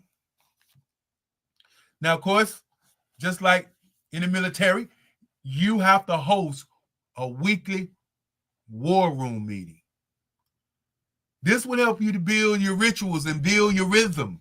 This would help you to look at the things that are not working right and maybe find out what's going on in the minds of somebody that's on your team. Then you have to train your trainers. That's why it's important that first 5 is so important, because once you get that first 5 in place, the first 5, first they're going to teach, then they're going to train. Got to train your trainers. Teach your leaders to build other leaders, not to tear them down, not to threaten them, not to tell them that they can't do what you do, but teach your leaders to build other leaders. But as I said earlier, the secret is to protect the culture, eliminate anything that weakens it. People not on time, they got to go. People always got something to say. When you say something, they gotta go. People that are always looking at you crooked and always whispering, they gotta go. People with egos, different energy, they have to go. Toxic mind states got to go. Because if you don't protect your culture, then your culture is going to be diluted. And once your culture is diluted, you're not going to get excellence. So I ask you a question. Are you ready to lead a million? Are you ready to lead a million? I told you, this is not a motivation question. This is a readiness check, because to build a million, you must think like a commander, speak like a general, operate like a founder, and love your people like a father, like a mother, like you care, like you really, really care. A team of 1 million is not about you. It's just not about you. It is about what you can steward, what you can replicate, what you can multiply, and what you are willing to lay down to make it happen. That's the challenge. Because fear is still in the room. Fear is still running around. I want everybody to remember this. People don't follow noise. They don't follow noise. They follow orders. They follow vision. They follow systems. If you give them something bigger than themselves, they will run through a wall with you. But if you make it about you, they will vanish the moment it gets hard.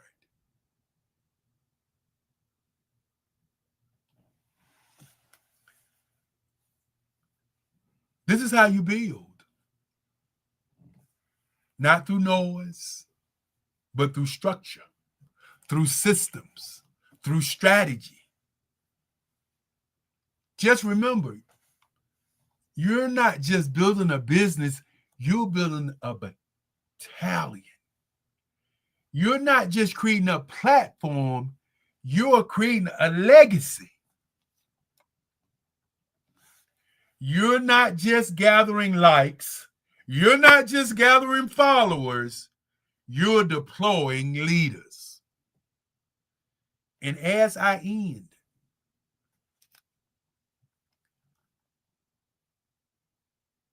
I want you to understand why my quote at the end of every email, at the end of every sentence, at the end of everything that I say, what you're looking for is looking for you. Your team is looking for you. Your soldiers are looking for you. Your riches, your wealth is looking for you. Are you looking for them? Do you protect your culture? Your team is looking for you. When I say to people, if you don't value your value, then your value is not valuable. Many people ask me, what do I mean? I am talking about our young leaders are our value. And if we don't value our young leaders, then our young leaders don't value us. So where does our future lie? But again, building a team is not about you. It's about your legacy. I only have one thing to say to each and every one of you right now. And that one thing I want you to believe in. And I want you to think about it. I want you to march.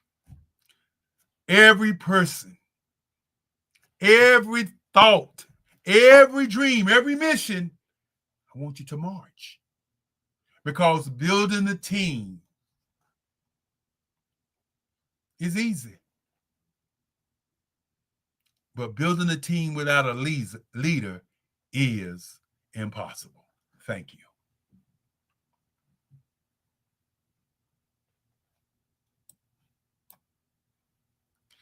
It looks like you're muted, my brother. Let me get that off. So that was wonderful, wonderful. Thank you for sharing. I mean, that was a textbook on leadership and what it takes to grow and scale. A lot of questions, step by step, tactfully put together with strategic input. I really appreciated that, and will utilize that in my own endeavor. But I'm with you. Let's grow. That is really it. You know, you've been on this journey with me, I believe, about 3 years. It may be 4, but I believe it's 3 It's in years. that area, yes. I remember when you first came, the first day, and you said, Doc, I got this little podcast. I'm getting ready to start this podcast. And I said to you at that moment, well, what you going to do? What you going to do with the podcast? Yeah. It's just going to be just a little podcast? Are you going to utilize this podcast to meet the kind of people you need to meet so you can keep going upward? You said, I hadn't thought about that. I just thought I was going to do a podcast. I said, hold on, that's not what we're doing. Right. Okay. You was building your million. So you got to go back and look at all your podcasts and look at who that was on your podcast that are members of your team. Right. Most people don't realize this. I'll give you one example. And those of you that know me, that live in this town, you know I'm telling you what I'm telling you. There's a company called North Carolina Mutual Life Insurance Company. I was the branding agency for the largest African-American life insurance company in the entire world. Okay. I believe in black business. That's why I lay my hat. People say, how can you deal with all these black people? I say, I love them because they my people. Right. They were at a pivotal point. It was at a pivotal point. And their new CEO was moving the company toward being like Allstate, Prudential, and the big boys. And that was his vision. And I was in a meeting. Sitting in that meeting, I'm just advertising and marketing and branding. I'm not leadership. That's not my job. My job is to take what you give me and to take it and push it into the marketplace so people will believe what you're saying. Mm-hmm. Because advertising is to tell you what to think. Marketing is the gas that pushes you down the road. Right. Okay. But I was asked the question. At that time, North Carolina Mutual Life Insurance Company had over 250,000 insurance holders, policy holders. And I just only said, instead of trying to go and be like the big boys, why don't we just turn our attention to the people that we have that's paying the bills right now, that's have the policies right now, and let's man those people. Mm-hmm. Because guess what? Those people are the people that do what? Know us, yes, like us, and trust us. Right. Okay. I made a statement and I sat there. It didn't matter to me. I wasn't on the board. I was just talking in the wind. Yeah. And North Carolina Mutual Life Insurance Company, with their CEO, turned the page and pushed toward the big boys. And then I got a question to ask you right now. Does North Carolina Mutual Life Insurance Company exist today? Mm-hmm. And the answer is no. I'm not going to say that what I said would have saved them because I don't know what their financial situation was. I don't know what the underlying situation was. I was not in the business. Mm-hmm. But what I will say is that it's always easier to work with people that trust you than to work with people who dislike you. Mm-hmm. You notice I didn't say didn't trust you. I said dislike you. Yes. And so that entails what we really are going against when we are doing business. Many times we don't look backwards at all those great people and all those good relationships that we built, and we don't deal with those relationships. And the reason that they are no longer in our space is because we moved on. They didn't move on. They started with us. They still need the services because we have grown. And if we have grown, that means that we can continue to teach and grow them. Interesting. So here we are today, and we need to forge and move forward. And with that, all that great information you just gave us, but we have to make it into knowledge, applied knowledge, and bring it all the way back. So thank you again for everything that you have shared and taught me over these last 3 to 4 years. And thank you for what you've taught me, Grant. Persistence. Mm-hmm. You think you didn't teach me persistence, bro, even though I got it in the back. I got some with me, but you have taught me persistence. But more importantly, you have shown from the time I met you to now the ability to build and innovate. And many people don't innovate. Mm-hmm. And many people don't follow because they don't lead. That's what I was hitting at the whole time about building 1 million people. You'll be shocked and amazed if you looked over the course of your lifetime and notice all the people that you know, if you train them 5 to 25, huge, to 50, come on, baby. Yeah, be intentional about it. Now you're in the thousands. And all Right. you need is how many thousands to make 1 million? Oh, man. Well, how many thousands in a million? I think 1,000 might get you there. Hey. With that being said, man, I just want to tell you thank you for this week.